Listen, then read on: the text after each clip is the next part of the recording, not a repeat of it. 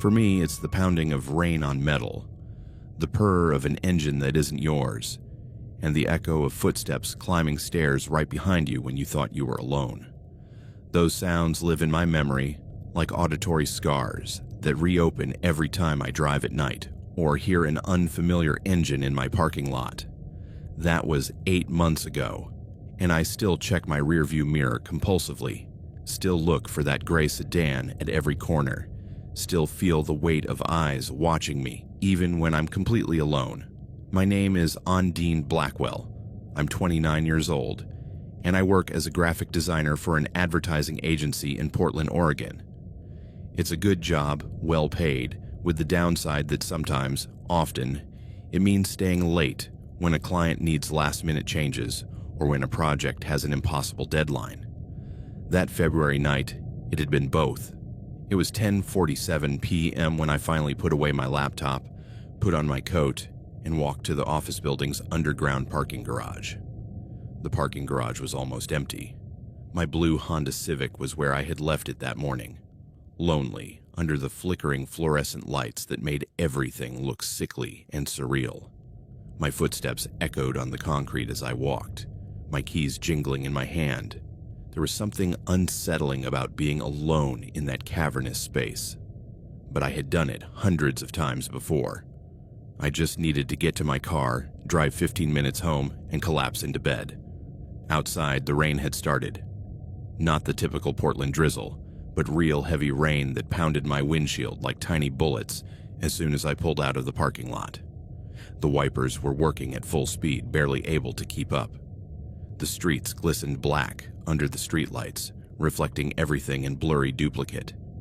Traffic was light. Most sensible people were home at this hour on a rainy Tuesday. I took my usual route, west on Burnside, then south on 23rd toward my apartment in Nob Hill. A route I had driven so many times I could do it with my eyes closed. It was at the second red light that I noticed it. A gray sedan. 2 cars behind me. There was nothing particularly remarkable about it except that it had also been in the parking lot. I remembered seeing it when I left, parked near the exit. I hadn't thought anything of it then, but now, seeing it behind me in traffic, something in my brain registered the detail. Coincidence, I told myself. Portland isn't that big. People take the same routes. The light turned green. I kept driving. At the next traffic light, the gray sedan was still there. Now only 1 car between us. I could see its headlights in my rearview mirror, bright and steady even through the curtain of rain. My pulse quickened slightly. Probably nothing, I told myself. Just someone who lives in the same general area. Portland is full of people who work late. But when I turned left onto 23rd, a turn that wasn't necessary if you were going anywhere else popular, the gray said in turn 2. Now we were alone on the street, just my car and his. The distance between us was about 30 feet, constant, as if he were deliberately measuring how close to be. Fear began to seep into my consciousness like cold water. No, I told myself firmly, this is paranoia. You're not being followed. It's just someone who lives in your neighborhood. But to test it, just to be sure, just to reassure the anxious voice in my head, I made a turn I didn't need to make, right on Lovejoy, even though my apartment was 3 blocks ahead. The gray sedan turned too. My breathing quickened. Okay, maybe he lives around here too. Maybe it really is a coincidence.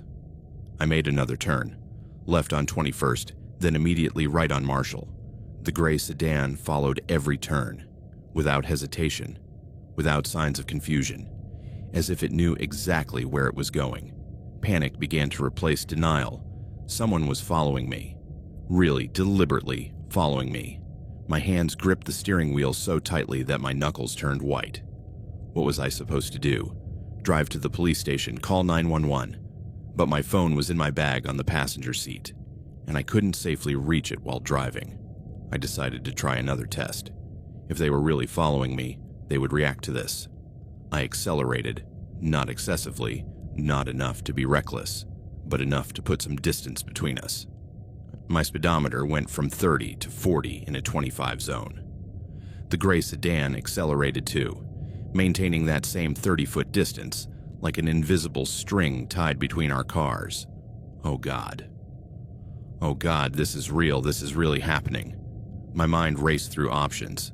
I couldn't go home, I absolutely couldn't lead this psychopath straight to where I lived. But where else? The nearest police station was 15 minutes away. What if he tried to stop me before that? What if he pulled up alongside me at a traffic light? My doors were locked, but the windows... A traffic light ahead turned yellow. I accelerated, passing it just as it turned red. The gray sedan, regardless of legality or safety, ran the red light too, its tires splashing through a huge puddle. Tears of fear began to sting my eyes. Why? Why was he doing this to me? I didn't know anyone who drove a gray sedan. I didn't have any psychotic ex-boyfriends. I didn't have any enemies that I knew of. But clearly, someone had singled me out. For some reason. And that person was 30 feet behind me, following me through empty, rainy streets with no intention of letting me go. Another traffic light. Green, thank God. I don't know what I would have done if I'd had to stop, sitting there, vulnerable with him behind me. My phone. I needed my phone.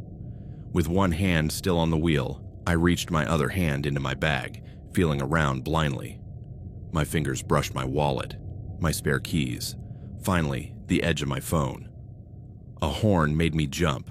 I'd veered to the left, nearly hitting a parked car. I gripped the steering wheel with both hands, my heart beating so hard I could hear it over the rain.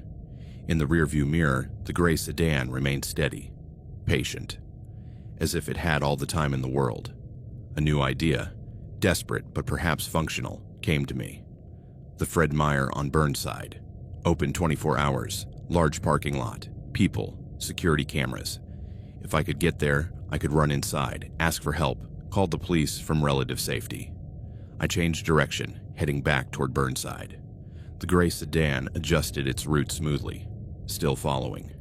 3 blocks to Fred Meyer. 2, 1. I turned sharply into the parking lot, my tires squealing slightly on the wet asphalt. There were maybe a dozen cars scattered around the large lot. I drove towards the bright lights of the front entrance, looking for a space near the automatic doors where there would be people, visibility, witnesses. The gray sedan followed me into the parking lot. But then, something strange. It slowed down. It stopped near the parking lot entrance, its lights still on, engine still running, just waiting, watching. I parked awkwardly near the front entrance, leaving my engine running, not daring to get out of the car. Through the windshield, I could see the brightly lit interior of the store, cashiers, late-night shoppers, normality. In my rearview mirror, the gray sedan remained motionless, waiting. What was it waiting for? For me to get out of the car? For me to let my guard down? My phone. I finally grabbed it from my bag with trembling hands and dialed 911. 911, what is your emergency? Someone is following me, I gasped. In a gray sedan, he's been following me for, 15 minutes. I'm at Fred Meyer on Burnside. Is he following you now? He's in the parking lot. He hasn't approached me, but he's not leaving. I'm afraid to get out of my car. All right, ma'am. Stay in your vehicle with the doors locked. Can you see the license plate? I squinted through the rain and the distance. No, it's too far away. In the rain. Okay, there's a patrol car 5 minutes away. Stay on the line with me. Those 5 minutes were the longest of my life. The gray sedan didn't move. I didn't move. Just 2 cars frozen in a rainy parking lot, waiting. And then when I heard the sirens approaching, distant but distinct, the gray sedan came to life. It backed up gently, turned, and drove out of the parking lot at normal speed. No rushing, no panic. It just left. By the time the police officers arrived 2 minutes later, it had completely disappeared. I told them everything. The office parking lot, the traffic lights, how it had followed me through multiple turns, how it had kept accelerating when I did, how it had finally followed me here. The officers, an older man named Larkin, and a young woman named Stellan were professional but clearly skeptical. "Did you get the license plate?" Larkin asked. "No, I couldn't see through the rain." "Car, model, year?" "I don't know. Just a gray sedan, 4 doors." "Did you see the driver? Gender, race, age?" "I couldn't see through the windows. The windshields were fogged up from the rain." The officers exchanged glances. "Miss Blackwell, we understand you were frightened.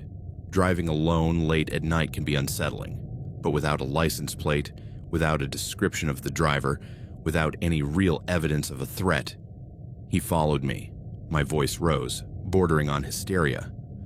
"Through multiple turns that made no sense, he followed me here.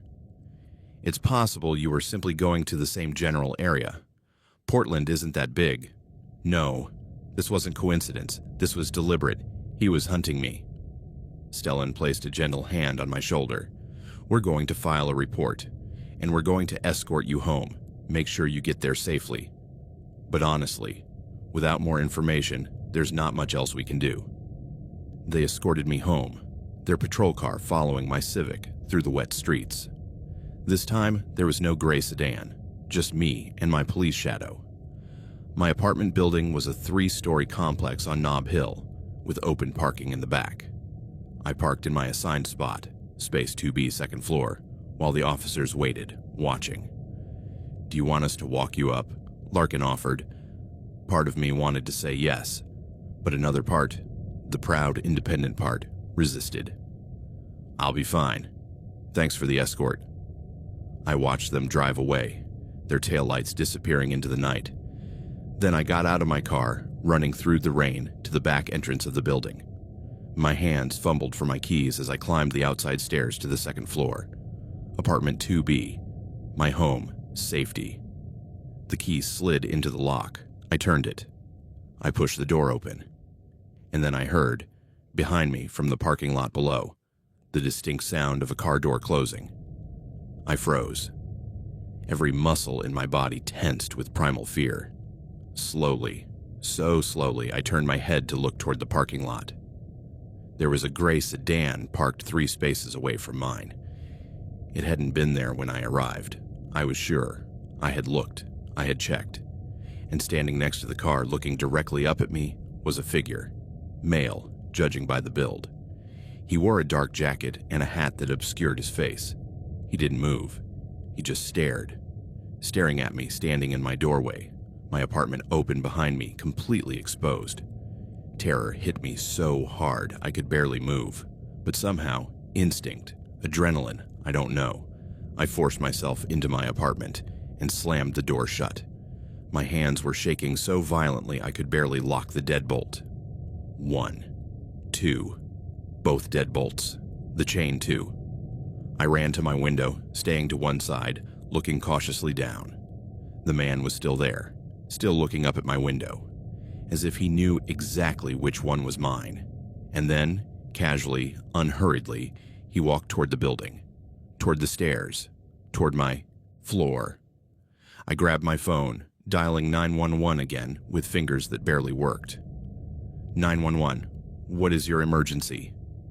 He's here. The man who followed me. He's in my building. He's coming up to my apartment. Ma'am, calm down. What is your address? I gave it to him, my voice breaking with panic. Please hurry, he knows where I live. A knock on my door. 3 soft, almost polite knocks. A scream stuck in my throat. I froze, the phone still to my ear. Ma'am, are you there? He's at my door, I whispered. He's knocking. Don't open it. Officer en route, ETA 4 minutes. Stay on the line. 3 more knocks. Then a voice, soft, almost friendly. Ondine, I know you're there. I just want to talk. He knew my name. This stranger, this stalker knew my name. I just want to talk to you. I've been trying to get to know you properly, but you're always so busy. Trying to get to know me? What did that mean? I live downstairs, apartment 1B. We've seen each other. In the parking lot. In the laundry room. You're so beautiful, Ondine. And I finally understood that I needed to make a grand gesture to show you how much I care about you. Horror mixed with confusion. Apartment 1B, my building. This psychopath lived in my building. Please go away, I managed to say, my voice barely audible even to myself. The police are coming. A silence. Then, always so dramatic. But that's okay. I can be patient. We have all the time in the world, neighbor. Footsteps, receding, going down the stairs, the sound of a door closing below. I slid down my door to the floor, still clutching the phone, shaking so violently that my teeth were chattering. The police arrived 6 minutes later. This time, it was a different team. 2 large men who took the report seriously. They knocked on the door of apartment 1B. No one answered. Who is registered as living there? One of the officers asked the building manager who had been summoned. The manager, a small, nervous man named Quillen, checked his records. Caspian Morrow, 28 years old, moved in 4 months ago. Caspian Morrow. Now the monster had a name. They got a warrant that night. They entered his apartment. What they found made my stomach churn. Photos. Dozens of photos. Of me. Leaving my apartment. Carrying laundry. Taking out the trash. Getting into my car. All taken with a telephoto lens. Probably from his window or from the parking lot. Some were from weeks ago. And on his windshield, because apparently the detectives checked it later, there were more photos. Photos of my route to work, where I parked, which exits I took, my entire life mapped out, documented, studied. Caspian Morrow was arrested that night. They found him in a nearby bar, drinking casually, as if he had no worries in the world. Charges: stalking, harassment, invasion of privacy. He was released on bail 2 days later. That's why I moved, immediately. I couldn't stay in that apartment, knowing he lived 1 floor below, knowing he could see me every time I went out, knowing he had been watching for months without me realizing it. I moved across town. I changed my route to work. I changed my schedule. I started parking in different places every day. I bought blackout curtains for every window, but the fear never completely went away, because now I know what it feels like to be prey. What it feels like to be hunted by someone patient, methodical, who was willing to follow you through rainy streets just to show you he could. The case is pending. Caspian Morrow faces multiple charges. His lawyer is trying to negotiate a deal, but none of that erases the trauma of that night, because now, every time I see headlights in my rearview mirror that linger too long, my heart races. Every time I hear footsteps on the stairs behind me, I have to look. Every time I park at my new building, I scan every car, looking for that gray sedan that I know isn't there, but that my brain insists on looking for anyway. And worst of all, the realization that he had been there all along, living 1 floor below, watching me, studying me, planning. How many times had we passed each other in the hallway, and I had smiled politely, not knowing that he saw me not as a neighbor, but as an obsession. How many nights had I been in my apartment, feeling safe, while he was downstairs with his photos, his plans, his sick fascination.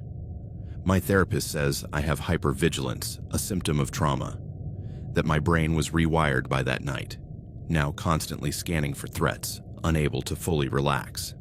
He's right. But knowing doesn't make it any easier to live with. Because I learned something on those rainy streets of Portland. Monsters don't always wear masks. Sometimes they wear normal clothes, drive normal cars, live in normal apartments 1 floor below yours. And sometimes the only warning you get is headlights in your rearview mirror. Headlights that stay, that follow you, that tell you too late that someone has decided you are theirs, and they don't plan on letting you go. There are certain notifications that change how you perceive your phone forever. A simple ping that transforms your device from a useful tool to an object of terror. For me, it was a direct message that said 5 words, "Good evening from your window."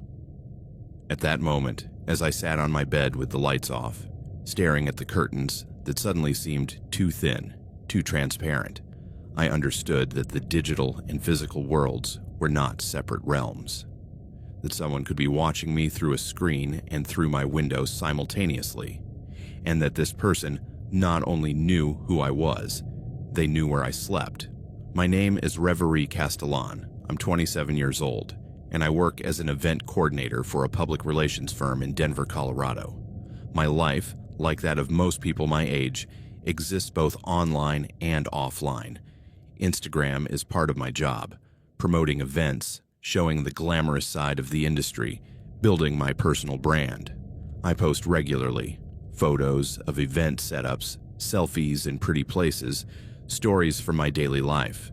Nothing controversial, nothing private, just the curated, polished version of myself that I showed the world. At least, that's what I thought I was doing. It turns out I was doing something much more dangerous. I was providing a detailed map of my life to someone who was paying much more attention than I ever imagined. It all started 5 months ago with something completely ordinary.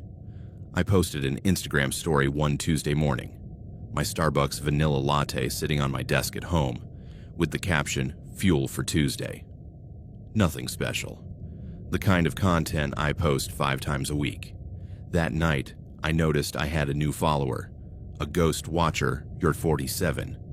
The username made me pause. Something about it felt deliberately unsettling, but the profile picture was just a generic stock image of a landscape, and the bio was empty. Probably a bot, I thought, or someone new to Instagram who hadn't customized their profile yet. I didn't think much of it. I accepted the follow request without a second thought. 2 days later, I noticed that Ghost Watcher 47 had liked a dozen of my posts. Not the recent ones, the old ones. Posts from 6 months ago, a year ago, some from 2 years ago. It was as if someone was systematically going through my entire feed, consuming every image, every caption, every piece of information I had ever shared. Something about it felt invasive, but I tried to dismiss it. People do this sometimes when they find someone new to follow. They go through old content to get to know the person better. Weird, maybe, but not necessarily threatening. Then the comments came. On a photo of me from 3 months ago at a local cafe, smiling over a book with my coffee, a Ghost Watcher 47 commented, "I see you smile like that all the time. It's beautiful." My stomach churned. All the time. What did that mean? Did they see my posts all the time? Or did they see me, the real physical person, smiling all the time? On another photo, a selfie taken at my gym after a yoga class. "That top looks perfect on you. The blue complements your skin." On another, a flat lay of my home office desk. "Clean desk, clean mind. You're so organized." I like that. Each comment, individually, could pass as odd but not alarming. Together with their observant and overly familiar tone, they made me feel seen in a way that wasn't flattering. It was predatory. I blocked a Ghost Watcher 47. Problem solved, I thought. 2 days later, a new profile started following me. A night observer to 13. Different profile picture, this time a night sky. But the pattern was identical. Likes on old posts. Comments that felt too personal, too knowledgeable. On a photo of me at a restaurant with friends. Second table from the window. You always choose seats with good lighting. How did they know that? I looked at the photo more closely. I couldn't see the table number. Had they been there, at that restaurant, watching me?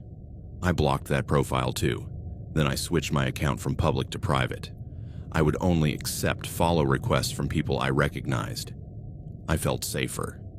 But that safety lasted exactly 4 days. Then came the request from a silent watcher Z9. The name followed the same pattern, some variation of observer or watcher. But the profile photo was of someone I recognized, sort of. It was blurry, pixelated, but it appeared to be a colleague from my industry. Someone I had met at conferences, perhaps.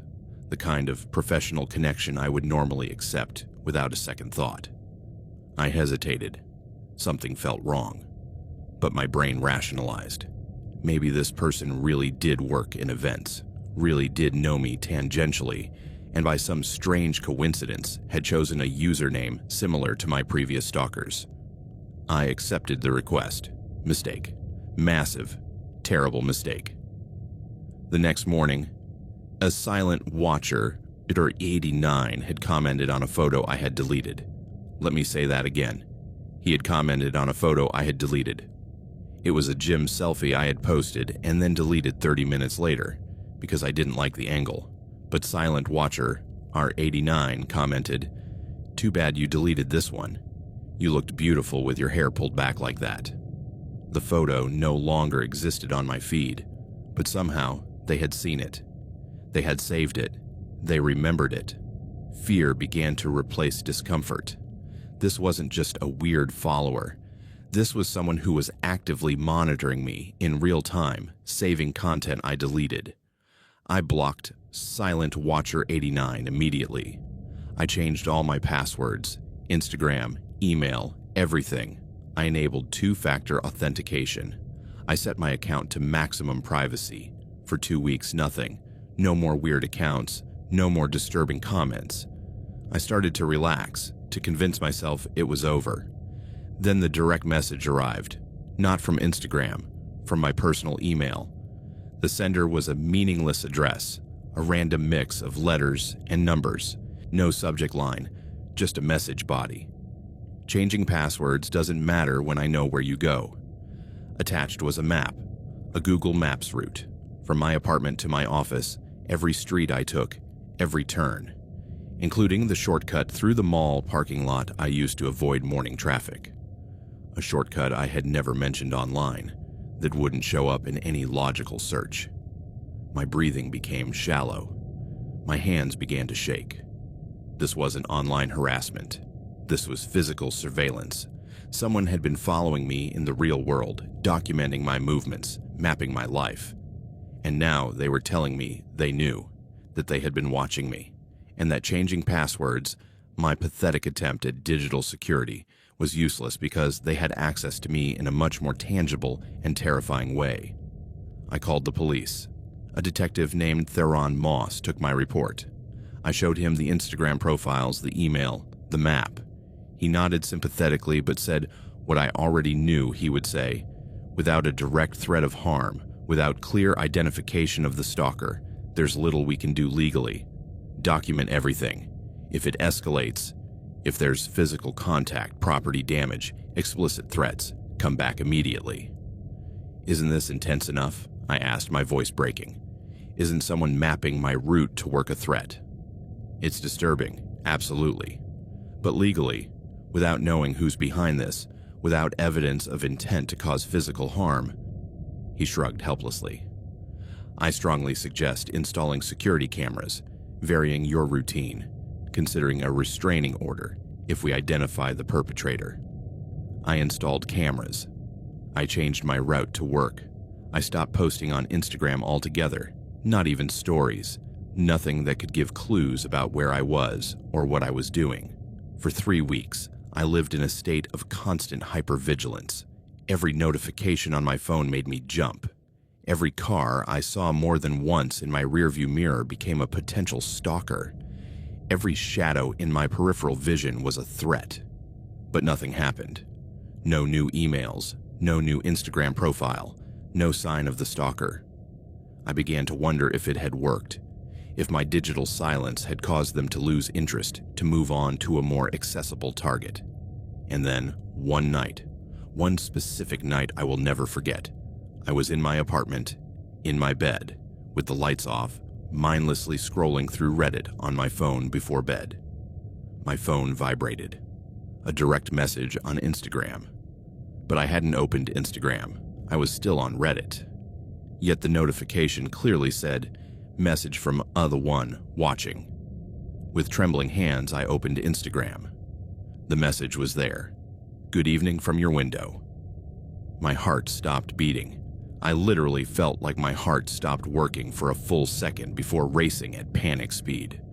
I looked toward my window. My curtains were closed. I always kept my curtains closed now, but they were thin curtains. I could see the street lights seeping through them. And if I could see light coming in, could someone on the other side see the light from my phone? See me silhouetted in my bed? The second message arrived. I can see you reading this. Your face lit up by your phone screen. Beautiful, even when scared. A scream stuck in my throat. I froze completely, unable to move. My brain stuck between running to the window to look and walking away so as not to confirm his location. The third message. Second floor, bedroom window facing the parking lot. Apartment 2C.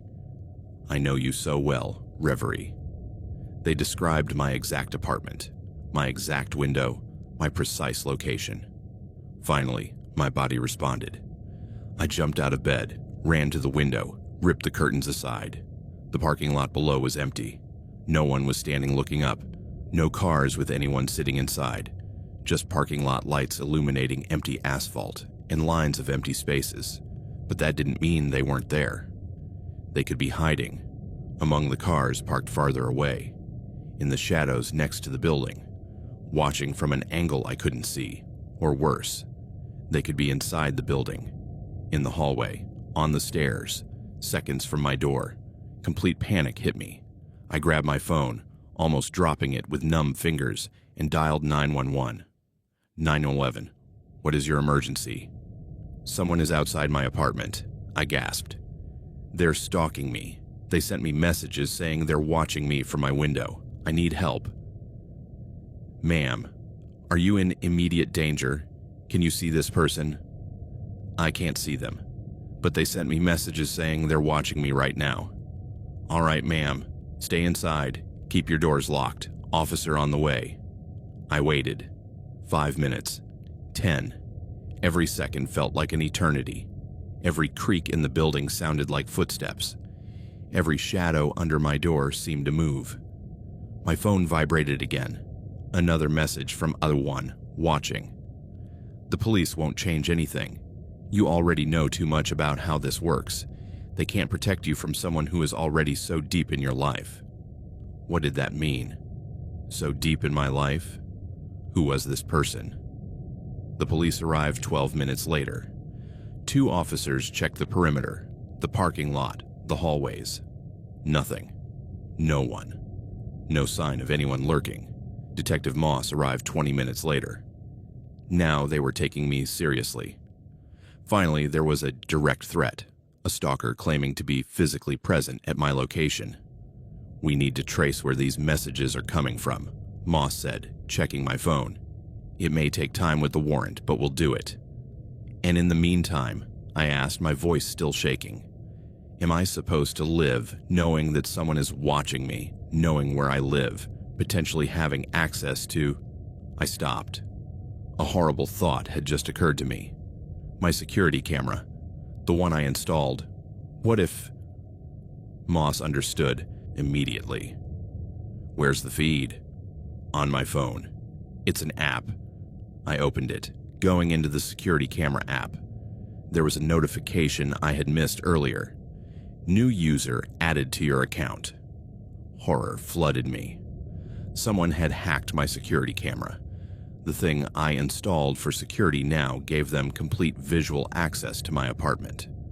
Moss saw the look on my face. Disconnect it. Now, take it off the wall. I ran to the living room, where I had installed the camera pointing at my front door. I ripped it from its mount, my fingers clumsy with panic, and threw it on the floor, stomping on it until the lens cracked. But the damage was done. How long had they been watching? Days, weeks. How much of my private life had they seen? The investigation took 3 days. 3 days during which I didn't sleep in my apartment, staying with my friend Lyric in her loft across town. 3 days of jumping at every notification, obsessively checking Instagram, checking my email every 5 minutes, waiting for another message. And then Detective Moss called me. We have a name. My heart raced. Who? Dashiell Carver. Does that name ring a bell? Carver. Carver. I knew him. Dashiell Carver had worked briefly at my firm. Not in my department, but in tech. We had interacted maybe 3 times in the 6 months he was there before he was fired for… what had it been? Something about unauthorized access to company systems. "I know him," I said, my voice barely functioning. "We worked at the same firm, but we barely spoke. I wouldn't even consider him an acquaintance." "He clearly considered you more than that," Moss said. "His apartment is full of photos of you, printed from Instagram, some apparently taken by him himself as he followed you. He had detailed information about your routine, your frequent haunts, your friends. He was monitoring you intensively." "Did they arrest him?" "He's in custody now. Charges of stalking, harassment, unauthorized access to computer systems, violation of a prior protective order. Apparently, he has a history of this with another woman 2 years ago." Another woman. He had done this before, and somehow the system had let him go free to do it again. "Is she safe now?" Moss asked. "With the charges we have, he'll be detained for a while, but eventually there will be a bail hearing." Eventually. Which meant this wasn't over. He could get out. He could come back. I hired a lawyer.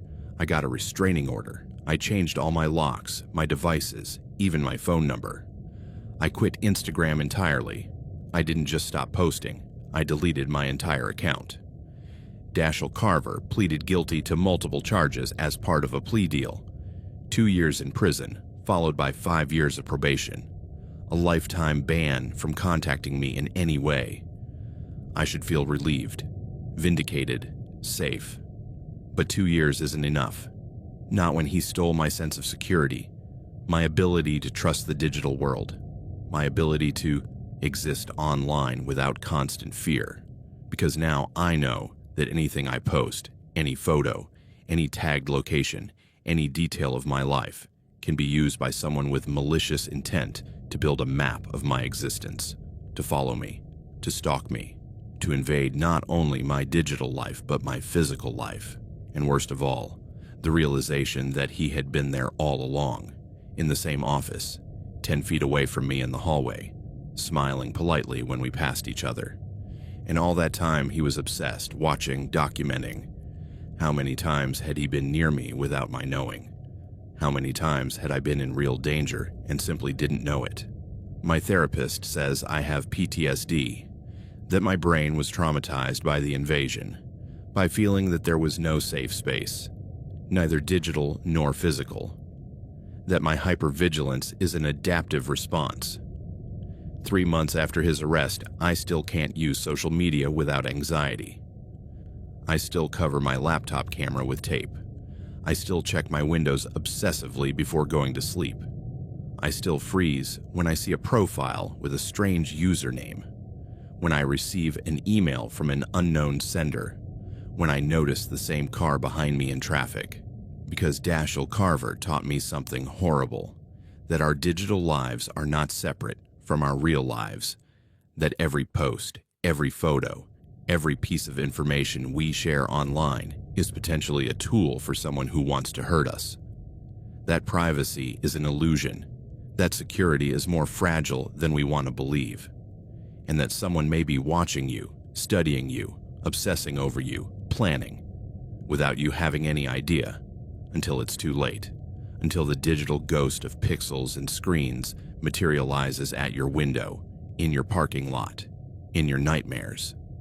That's the lesson I learned the hard way, and it's one I will never, ever be able to unlearn. Every notification is now potentially a threat. Every new follower is potentially a stalker. Every like is potentially the beginning of another nightmare.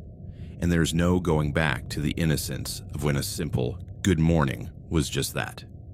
An innocent post about coffee. Because now I know it could be a map, a marker, an unintended invitation to someone who is waiting, watching from your window.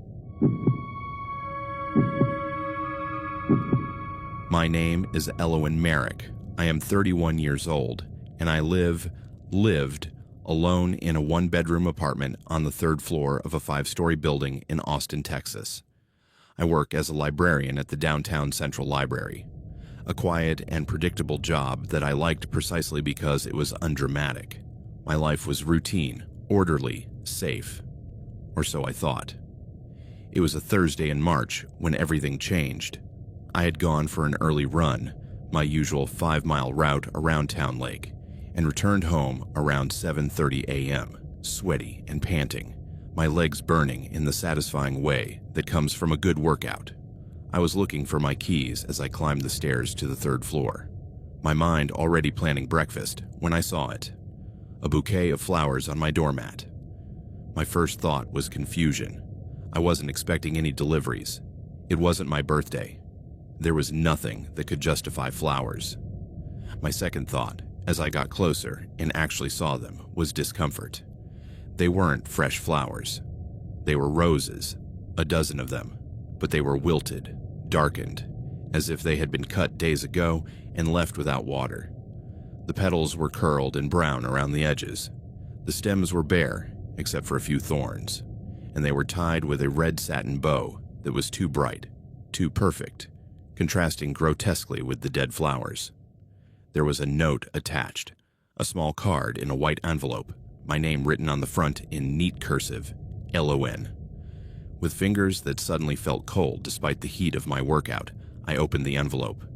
The note inside read, "I thought of you all day, every moment, every breath. Soon we will be together. As it should be, always yours."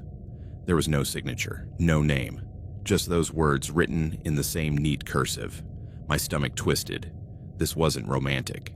This was unsettling. The dead flowers, the unsigned note, the "soon we'll be together." It all felt deliberately threatening rather than affectionate. Who would send me this? My mind raced through possibilities. I wasn't dating anyone. I hadn't been on a date in months. I hadn't given my address to anyone new recently. And then I remembered, the week before, I'd been at a bar with friends. A casual place downtown called the Gin Mill. A man had approached me, offered to buy me a drink. I had politely declined. I wasn't interested, and there was something about him that made me uncomfortable. His eyes had been too intense, his smile too fixed, his body language too invasive of personal space. He had persisted. "Just one drink. What's the harm?" I had been more firm. "No, thank you, I appreciate the offer, but no." He had stood there for a moment too long, staring at me with those intense eyes, before finally walking away. But I'd felt his gaze on me the rest of the night, watching me from across the bar. Was it him? Had he somehow found out where I lived? I took the flowers to my apartment, not because I wanted them, but because I didn't want to leave them at my door for my neighbors to see and ask questions. I threw them straight into the trash, but the smell, that sweet putrid smell, lingered in my kitchen, making my stomach churn every time I smelled it. I kept the note. If this continued, it could be evidence. I tried to dismiss it.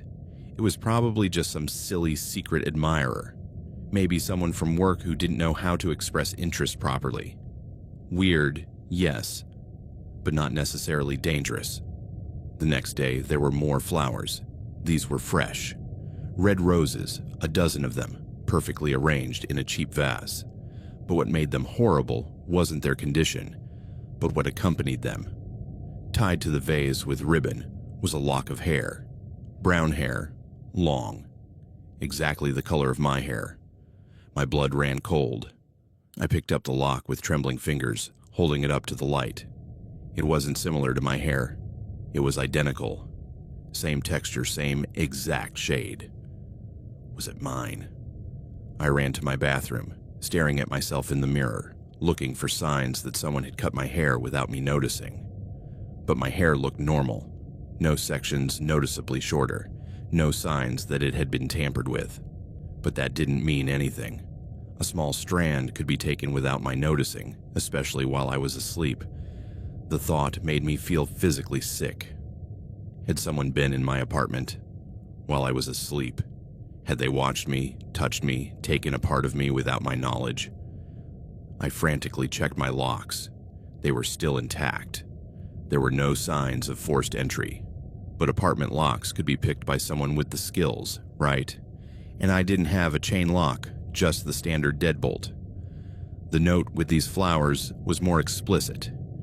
Your hair smells like lavender when you sleep. Did you know that? I watched you dream last night.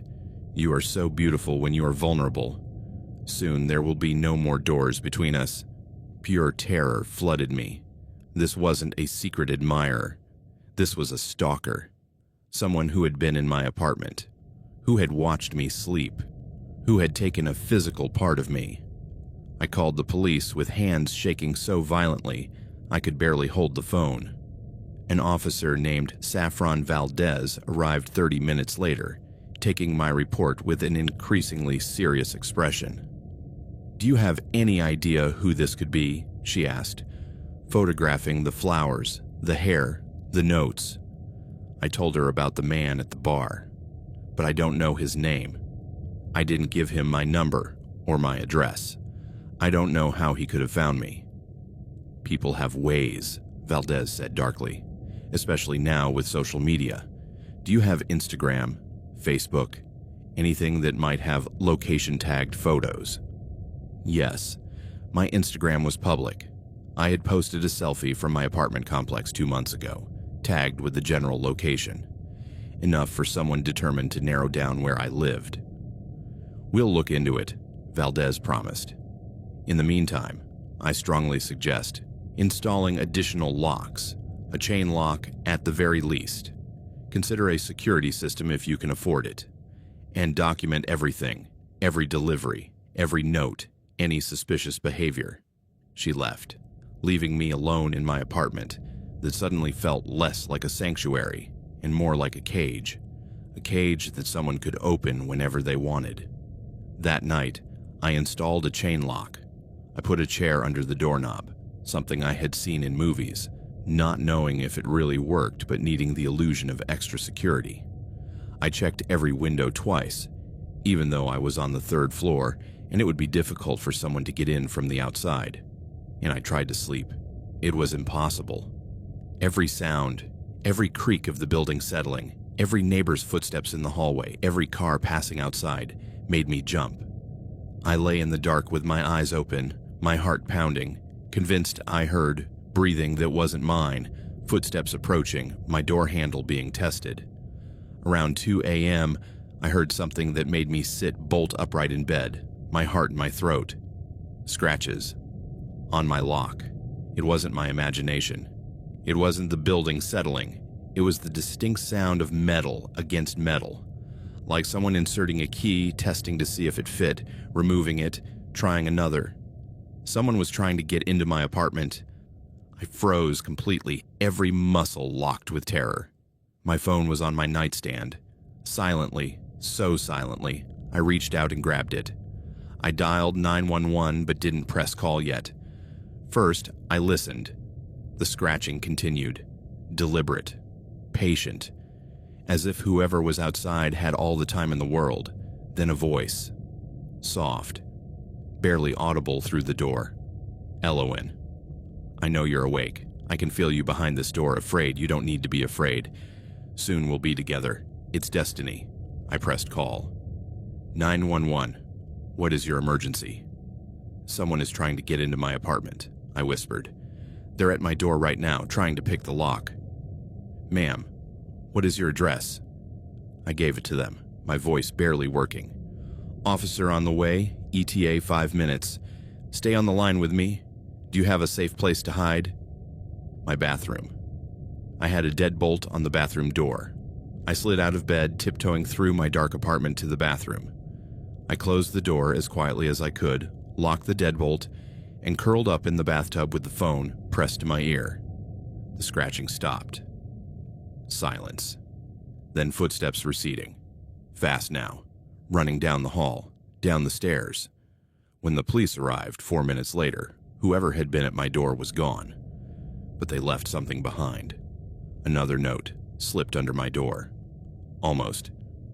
So close. I can wait a little longer, but not much longer. My patience has limits. Soon there will be no more doors. Soon there will be no more waiting. Soon you will be mine. The officers, Valdez had returned with a partner, dusted my lock for fingerprints. They found some, partial, but something. Enough to run through databases to compare with known criminals, to potentially identify my stalker. "You can't stay here tonight," Valdez said firmly. "Do you have family nearby? Friends?" I called my friend Nefeli.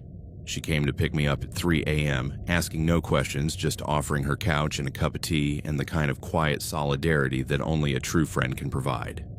I stayed with her for 3 days. 3 days during which the police worked on the investigation. 3 days during which I didn't sleep properly, jumping at every sound, obsessively checking Nefeli's locks, feeling as if invisible eyes were constantly watching me. On day 4, Valdez called. "We have a match." The stalker was a man named Thaddeus Crane, 38 years old, with a history of harassment. He had been arrested twice before, once for stalking a coworker, once for sending threatening letters to an ex-girlfriend. He had served 6 months for the second charge. And yes, he was the man from the bar. Valdez showed me his mugshot. I recognized him immediately. Those intense eyes, that fixed smile. "How did he find out where she lived?" I asked. "We believe he followed her home from the bar that night. Then he spent the next week watching her building, learning her routine. Her Instagram gave him additional information, her workplace, her interests. He built a complete profile." "Did you arrest him?" "We have a warrant. They're actively searching for him. But Elowen..." Valdez hesitated. "You need to know that this guy has a history of escalation. His previous victims reported that he became more aggressive over time when he didn't get what he wanted. The attempt to break into your apartment, that's significant escalation. What am I supposed to do? Hide forever?" "For now, yes. Stay with your friend. Vary your routine. Don't go anywhere predictable. And when we catch him, and we will catch him, you'll have enough evidence for a restraining order and serious charges." 5 days passed before they caught him. 5 days of living with Nefeli, of not going to work, of not going out except when absolutely necessary, and only with company. 5 days of jumping at every notification on my phone, of constantly checking over my shoulder, of dreaming of scratches on locks and dead flowers. They found him parked outside my apartment building, just sitting in his car, watching my window. When they arrested him, they found more gifts for me in his trunk, more flowers, more notes, and something that made me feel physically sick when Valdez told me about it. Photographs. Dozens of photographs. Of me, running, walking to work, shopping at the store, sitting in my apartment, visible through my window. All taken with a telephoto lens, from a distance, without me knowing I was being photographed. He had been documenting my life, studying me, for weeks before the flowers started. Thaddeus Crane was charged with multiple counts: stalking, harassment, attempted trespassing, violation of probation from his previous charges. His lawyer tried to negotiate a deal, but the prosecutor was relentless. Too much evidence, too much history, too much danger to society. He's in prison now, 3 years, with 5 more on probation afterward.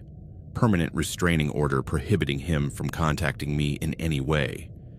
I should feel relieved, safe, vindicated, but I don't feel that way, because the damage was already done.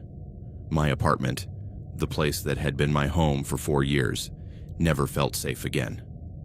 I moved out 2 weeks after his arrest, unable to sleep there, knowing he had stood outside my door, trying to get in, picking locks. And the flowers. God, the flowers. I can't see roses without my stomach turning.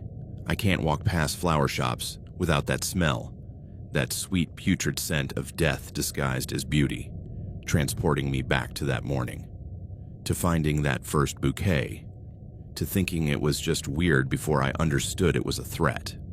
My therapist, I started seeing one after the first week of constant nightmares, says I have PTSD, that my brain was traumatized by the invasion, by feeling like there was no safe space, by knowing that someone had been watching me, studying me, stalking me without my knowledge.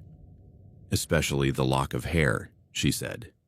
That represents a profound physical violation. Something was taken from your body without consent.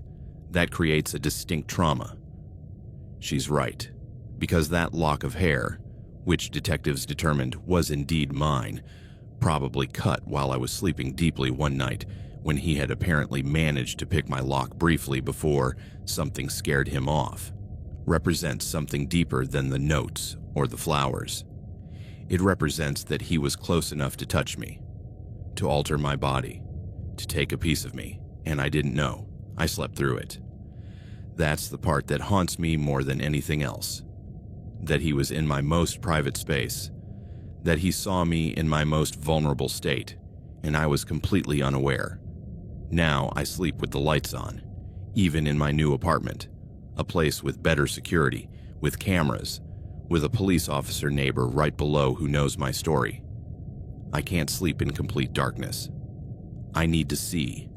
I need to know that no one is there, and I never sleep without checking every lock 3 times, without making sure every window is closed, without putting my chair under the doorknob as an extra lock, because I learned something from Thaddeus Crane, that obsession can masquerade as affection, that violence can come wrapped in red satin and rose petals, that someone can decide you belong to them without you having done anything to invite it, and that no matter how many precautions you take, no matter how careful you are, sometimes monsters choose you anyway, for reasons you'll never fully understand.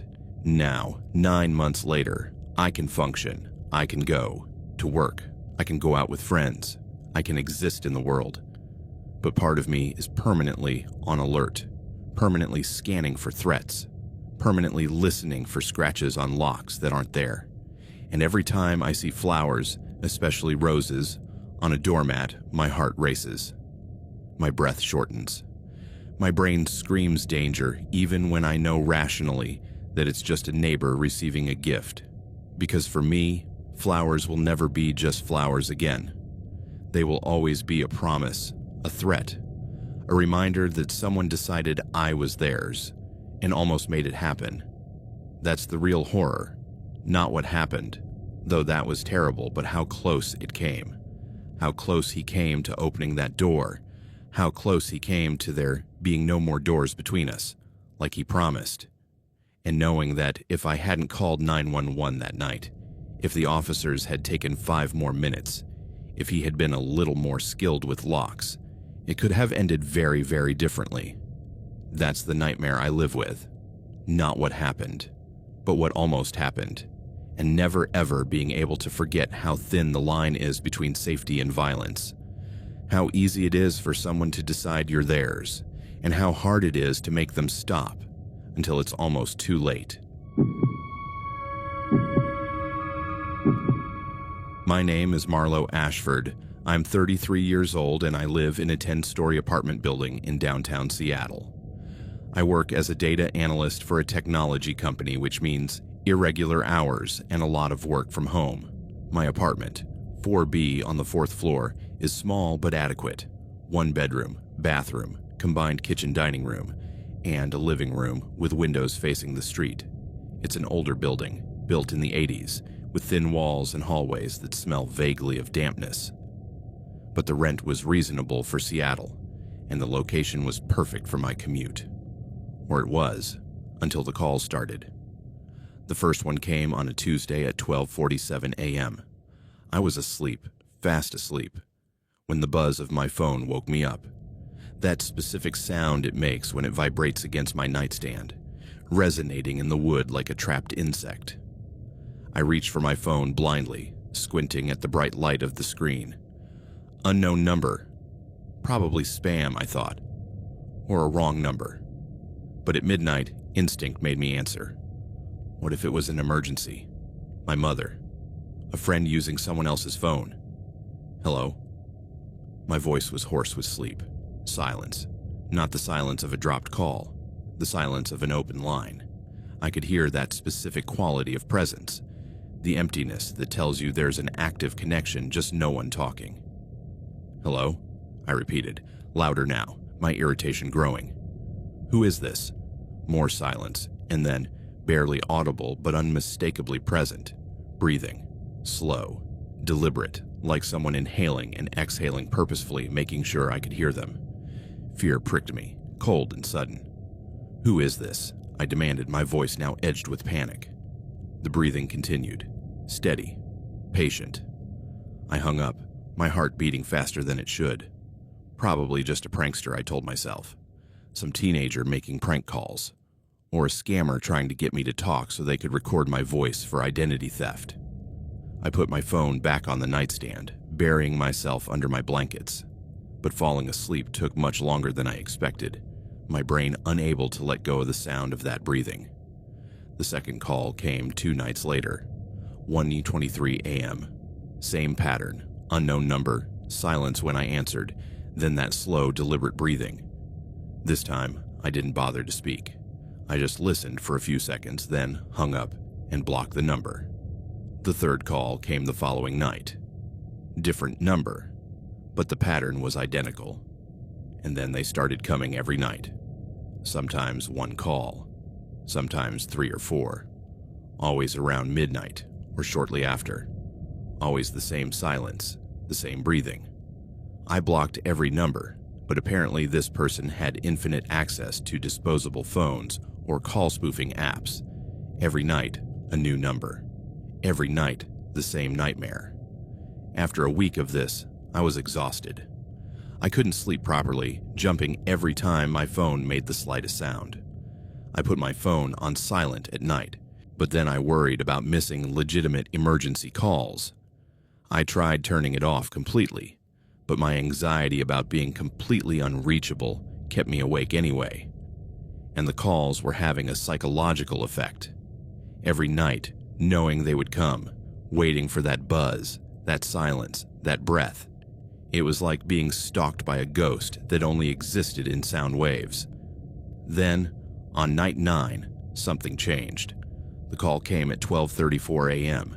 Same pattern, unknown number, which I answered for some masochistic reason, perhaps hoping to finally be able to yell at this person, tell them to leave me alone. "What do you want?" I yelled into the phone. "Why do you keep calling?" Silence, then breathing. But this time, after about 5 seconds, a voice, male, low, barely a whisper, but perfectly clear. "I know you're alone in 4B, with the blue light from your TV reflecting on your curtains." Every cell in my body froze. 4B, my exact apartment number, the blue light from my TV, which was on at that moment, the volume muted as I lay in bed visible from the living room.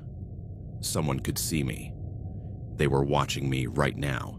I jumped out of bed as if I'd been electrocuted, dropping the phone. I ran to my living room, my heart pounding so hard I could hear it in my ears, and ripped open the closed curtains, frantically looking down at the street below.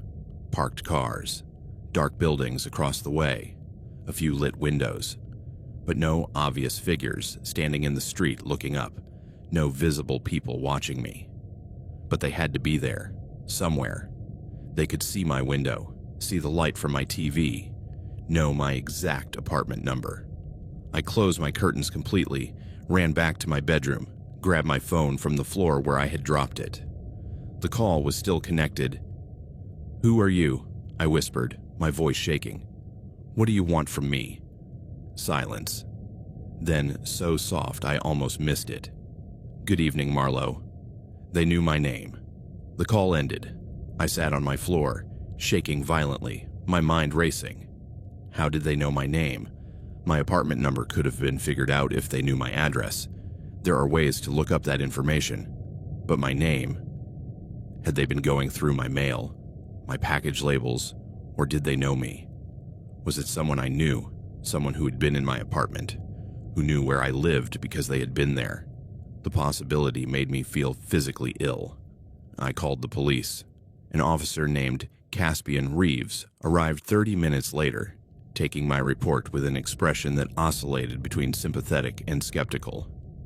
"Have you received any direct threats?" he asked. They told me they knew where I lived, that they could see me. That's certainly disturbing. But threats of physical harm? Isn't it threatening enough to tell me they're watching me? He sighed. Legally, we need more for a restraining order or to arrest someone. Do you have any idea who it might be? I didn't have Any angry ex-boyfriends. My last relationship had ended amicably a year ago. I didn't have any conflicts with coworkers. I hadn't given my number to anyone new recently. I suggest documenting every call, Reeves said. Save screenshots of the numbers. Take notes on what they say. If it continues to escalate, call us back. Escalating. As if this wasn't bad enough already. That night, technically dawn now, I didn't sleep at all. I sat on my couch with all the lights on, all the curtains closed, every lock checked 3 times. My phone was in my lap, ready to dial 911 at the first sound of trouble. The next call didn't come until 2 nights later. 1:47 a.m. unknown number. I didn't answer. I let it go to voicemail. They could leave a message if they really needed something. But when I checked my voicemail the next morning, I wished I hadn't. The message wasn't a voice, it was sound. The sound of footsteps, climbing stairs, the distinctive echo of footsteps in the stairwell of my building, that specific sound of concrete and enclosed acoustics that I knew because I used those stairs every day. The footsteps climbed, and climbed, and climbed, and then they stopped. A long pause. Then the sound of a door opening, that specific metallic creak of the fire doors on each floor. The 4th floor. My floor. Footsteps in the hallway. Slower now, deliberate, stopping at doors. 4A, 4B, my door. And then the sound of breathing. That same deliberate, slow breathing I had been hearing on the calls, right outside my door. The message ended. Terror washed over me so completely that I felt dizzy. This wasn't just phone harassment. This person had been in my building, on my floor, outside my door, recording all of this to torment me. When had they done it? Last night while I slept. Before. How many times had they stood outside my apartment without my knowing? I called Detective Reeves again, my voice hysterical. She came over, listened to the voicemail, her expression finally showing real concern. This is significant escalation, she admitted. Trespassing, stalking. We're escalating this to detectives. And we're going to review the security camera footage from your building. But my building, old, poorly maintained, only had cameras at the front entrance, not on the stairs, not in the hallways. Just that one camera capturing people coming and going. The detectives reviewed it anyway.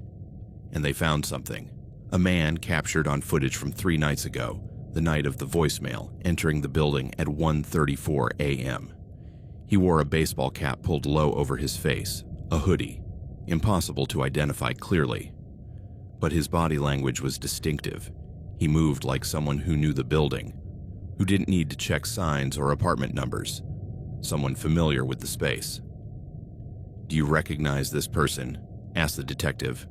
"A woman named Vesper Holt." I stared at the frozen image. The height, the build, the way he moved. Something felt familiar, but I couldn't place it. Maybe. I'm not sure. "Do you have a doorman? A building manager?" The manager, a scruffy man named Quillen, checked the logs. The man hadn't used the intercom system. Either he had a key, or someone had let him in, or he had waited for someone to leave and slipped inside. "Who has keys to this building?" Holt asked. "Residents," Quillen said. "Maintenance staff. And former residents sometimes forget to return them when they move out. A search of God knows how many people." The next few days were hell. The calls continued, now sometimes during the day as well, not just at night. Always the same breathing pattern, occasionally that whispering voice, saying things designed to terrify me. "I saw you in the elevator this morning. That blue dress looks beautiful on you. You smell like vanilla coffee. Is that your usual order? You slept late today. Bad night." Every detail was correct. This person saw me regularly. They watched me. They knew my routine, my habits, my life, and I didn't know who they were. I started looking at everyone with suspicion. Every man in my building, every stranger on the street, every customer in my coffee shop. Which one was it? Who was stalking me behind the mask of normality? Paranoia ate me alive.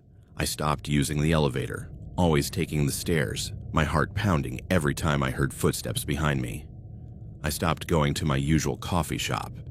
I changed my daily routine, leaving at different times, taking different routes, trying to be unpredictable. But the calls proved it didn't matter. Different shifts this week, working from home more, trying to avoid me. It's sweet, but it won't work. 2 weeks into this hell, I broke. I was checking my mail in the lobby when someone entered the building behind me. I turned instinctively. My hypervigilance had made it impossible not to check every person around me. It was a man I vaguely recognized. He lived in my building. I'd seen him in the elevator before.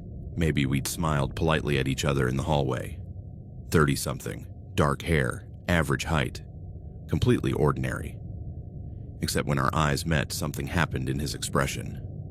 A flash of something, recognition, panic, guilt, before his face became neutral. "Hello," he said, his voice. His voice. It was the voice from the calls. Low, slightly rough. Exactly the same tone as the whisper that had been haunting me. The world stopped. "Is it you?" I could barely get the words out. "Has it been you?"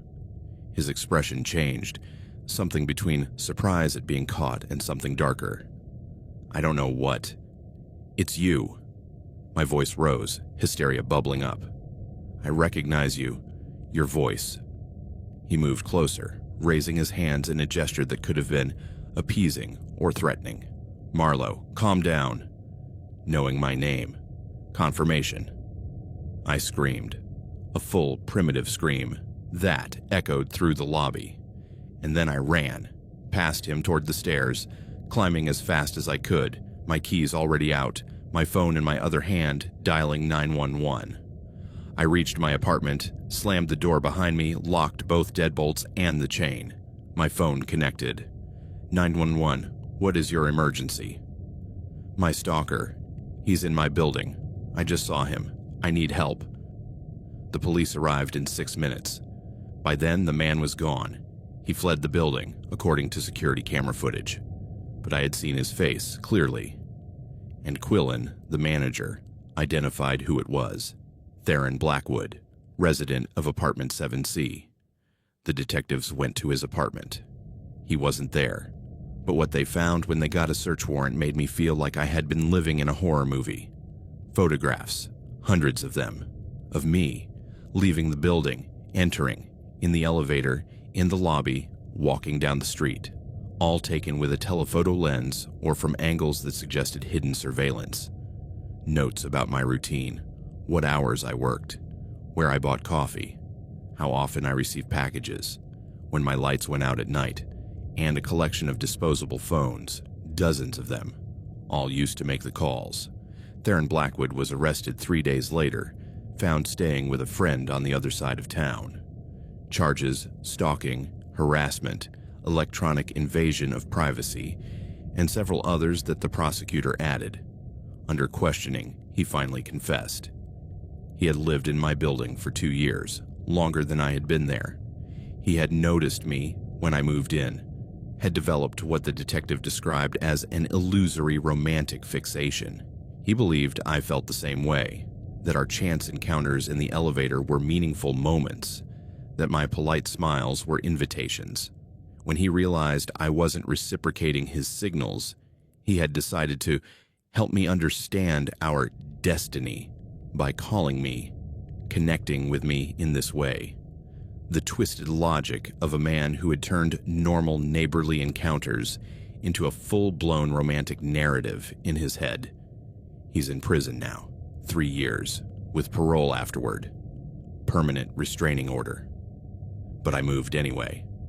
I couldn't stay in that building knowing he had lived 3 floors above me, watching me, documenting me, building his obsession.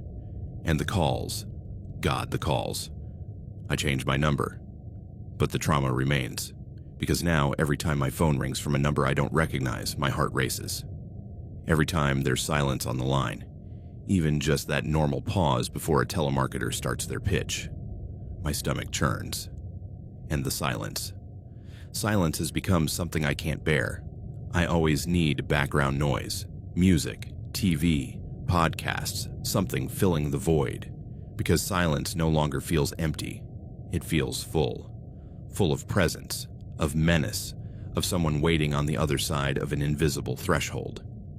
My therapist says it's PTSD, that my brain now associates silence with danger, with the anticipation of that breath, that voice, whispering truths that prove how watched, how vulnerable, how invaded I have been. He's right.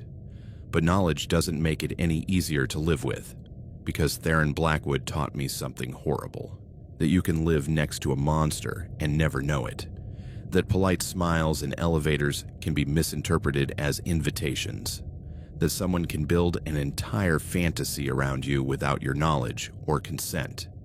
And that silence, the simple silence on the other end of a phone line, can contain more threat, more terror, more promise of violence than any words could express. That is the lesson I learned. And it is one that my body remembers even when my mind tries to forget. Every time my phone rings in the night, every time the silence stretches too long, every time I hear breathing that isn't mine, I'm back there, in my bed, listening, waiting, knowing someone is on the other side, watching, waiting, ready to whisper truths that prove how little privacy, how little safety, how completely vulnerable I really am. And that's something I can never completely escape, no matter how many times I change my number or how much noise I use to fill the silence, because now I know that silence is never truly empty. There could always be someone there, listening, waiting, breathing. There are routines that were once sacred but are now forever tainted. For me, it's the simple act of walking my dog at sunset. That golden moment when the sun goes down and the world softens with warm light. It used to be my favorite time of day, my meditation in motion, my escape from the demands of the world. Now it's something I do only during the day, never alone, never without constantly looking over my shoulder. Because sunsets no longer mean peace, they mean vulnerability. They mean the moment when the park empties and the shadows lengthen and someone could be waiting, watching, following, and no amount of therapy can erase the memory of that silhouette on the bench, those eyes fixed on me, that voice saying words that transform my refuge into a hunting ground. My name is Vesper Thorne. I'm 35 years old, and I live in Asheville, North Carolina, a small city nestled in the Blue Ridge Mountains, known for its art, its beer, and its natural beauty. I work as a freelance web designer, which means I spend most of my days on my computer at home.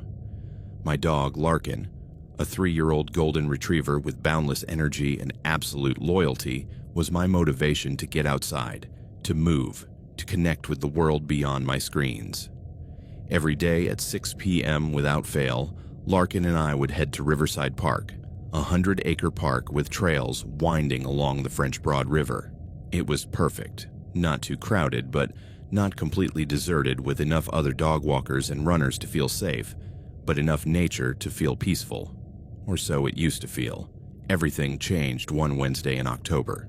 The sun was setting, that specific moment around 6:45 p.m., when the light turns golden and the shadows lengthen, when I noticed something that made my steps falter. A figure, sitting on a bench near the trail, maybe 50 yards ahead. Hard to make out details at that distance, and in the fading light, but definitely male in build. Leaning forward slightly, a column of smoke rising from his hand. A cigarette, I assumed. It wasn't unusual to see people on park benches, but something about this figure made me pause. The way he was sitting, completely still except to lift the cigarette to his mouth. The way he was oriented, not looking at the river or the landscape, but directly at the path, at me. Larkin was pulling on the leash, eager to move on, but my instinct, that primitive sense we all have but often ignore, told me something was wrong. "Come on, boy," I murmured, tugging gently on the leash. "Let's take the other path." We took a detour, a side path that would take us back to the parking lot without passing that bench. As we walked, I glanced back once. The figure was still there, and even though we were now taking a different path, his head had turned, following us. Probably nothing, I told myself. Just someone enjoying the park, watching people go by. It doesn't mean anything. But the next day at exactly 6:45 p.m., the same figure was on a bench. Not the same bench. This one was closer to the parking lot, as if he had anticipated my alternate route. Same hunched body language, same column of cigarette smoke, same stare. This time, Larkin growled, a low, guttural sound I'd never heard him make before. The hair along his spine stood up slightly. Dogs know. They have senses that we've lost through generations of civilization. And Larkin was telling me something was wrong. "Good boy," I whispered, shortening his leash. "Let's go home." We walked fast, faster than normal. My eyes fixed ahead, but my awareness completely focused on the figure behind us. Was he following us? I didn't dare look until we reached the parking lot. When I finally glanced back, no one was visible, but fear had settled in my chest like a cold stone. On the third day, I changed everything. We went to a different trail on a completely different side of the park. Instead of our usual 30-minute walk, we did only 15. And I went at 5:30 p.m. instead of 6 p.m. Earlier, more light, more people. But he was there anyway, not on a bench this time, running, or pretending to run. A runner in gray sweatpants and a sweatshirt, baseball cap pulled low over his face. He passed us on the trail, his rhythmic gasps, his sneakers pounding the ground. Normal. Completely normal. Except that as he passed, he turned his head slightly, just enough for our eyes to meet for a split second. And I recognized something, not his face, that was obscured by the cap and the distance and the angle, but something about his eyes, the intensity, the way he looked at me. It was the same person. I was sure of it. Larkin growled again, pulling on the leash toward the runner. The man picked up his pace, disappearing around a bend in the trail. My hands were shaking as I held the leash. This was no coincidence. This man, whoever he was deliberately following me, changing his appearance, adapting to my schedule and location changes, but always there, watching me. That night, I almost didn't go out at all, but Larkin needed his exercise, and I wasn't going to let some psycho steal my routine, my park, my peace. So we went. But this time I carried my phone in my hand, ready to call 911, and I carried pepper spray in my pocket. We went to the busiest trail, the one that ran right next to the parking lot, where there were always people. 5 p.m., still broad daylight, dozens of other walkers and runners in sight. For 20 minutes, everything was fine. Larkin sniffed happily, greeted other dogs, acted completely normal. And then I saw him.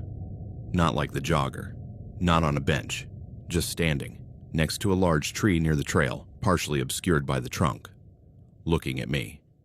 This time, he was close enough, maybe 20 feet, to see details. Middle-aged man, maybe in his 40s. Gray hair at the temples, average build, dark clothes. A face that could be anyone's. The kind of face you forget 2 seconds after seeing it, except for the eyes. Those intense, fixed eyes that had been following me for days. Our eyes met, and he smiled. Not a friendly smile. Something darker, more knowing. I spun around, pulling Larkin in the opposite direction. "Let's go," I said sharply, "now." But when I had taken maybe 10 steps, I heard footsteps behind me, getting closer, fast. My heart raced.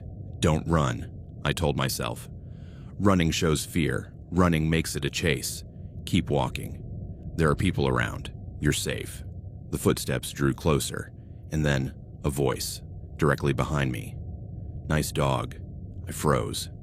Every instinct screamed danger. "Like you." Those 2 words, "like you," transformed the compliment from innocuous to threatening. It wasn't about the dog. It was about me. About possession. About intent. I spun around. He was 3 feet away. Too close. Inside my personal space. His smile widened now. "I've been watching you walk your dog," he said, his voice soft but with something underneath it, something hungry. "Every day. You're beautiful when you think no one is watching." Pure terror flooded me. "Get away from me," I managed to say, my voice shaking. "Why?" "I'm just being friendly. I thought maybe we could walk together, get to know each other." He took another step closer. Larkin growled, louder this time, his teeth visible. My sweet, gentle dog was ready to protect me. I said back off. I pulled the pepper spray from my pocket, my hands shaking but my intent clear. "Now." The man looked at the spray.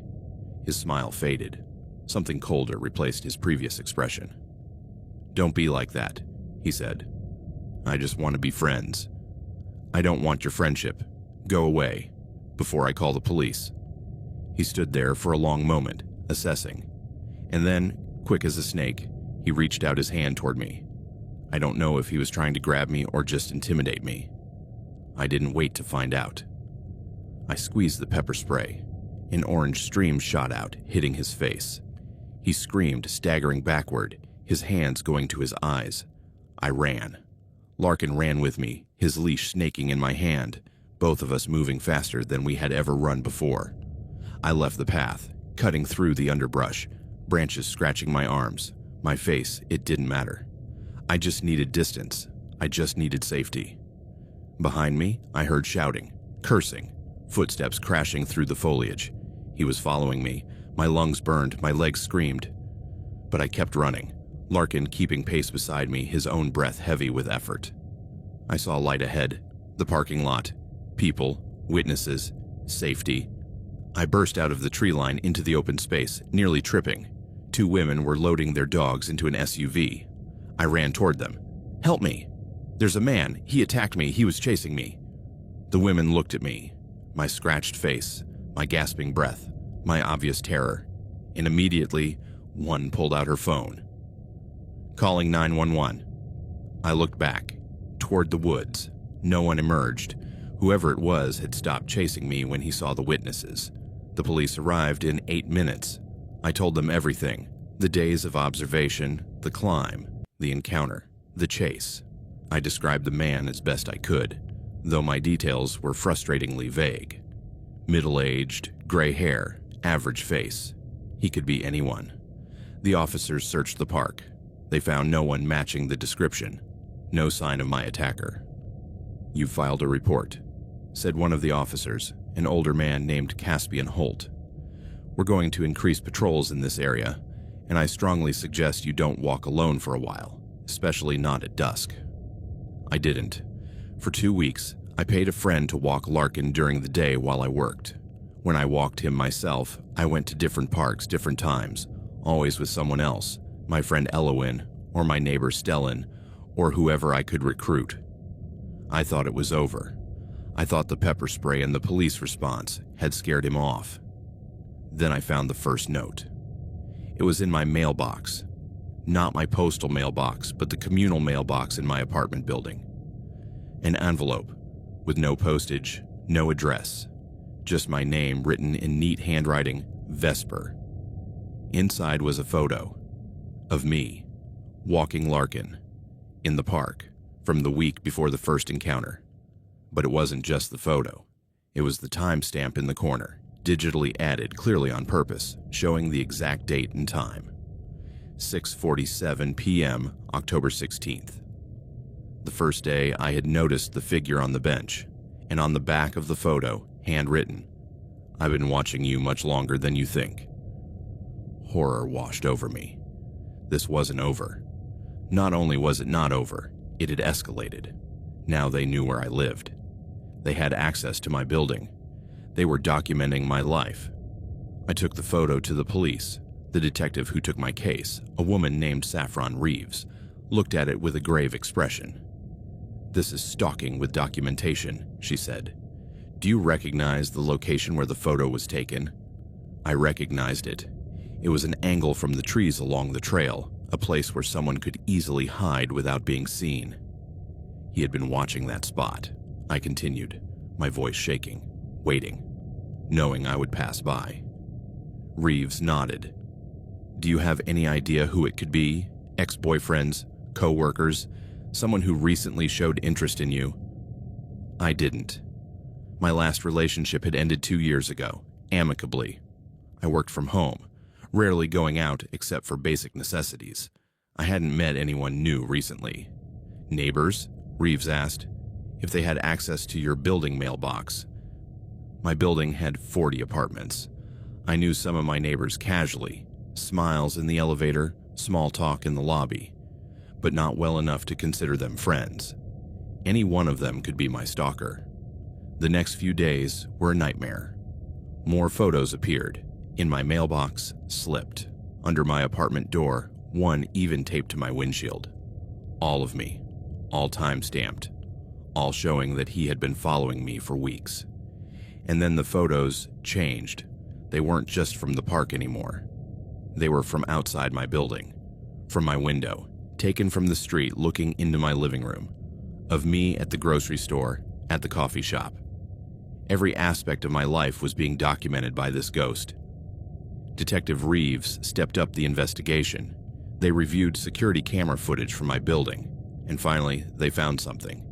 A man entering the building the night the first photo appeared, using the building's access code as if he were a resident. Face partially visible on camera. "Do you recognize him?" Reeves asked, showing me the still image. I stared at it. Gray hair, average build. Face vaguely familiar, but I couldn't place him. Maybe. I'm not sure. He took the image to other residents of the building. One identified him. Thaddeus Carver, apartment 6B. He lived alone. Widowed, his wife had died 2 years ago. Quiet, kept to himself. No one knew much about him. But I had seen him.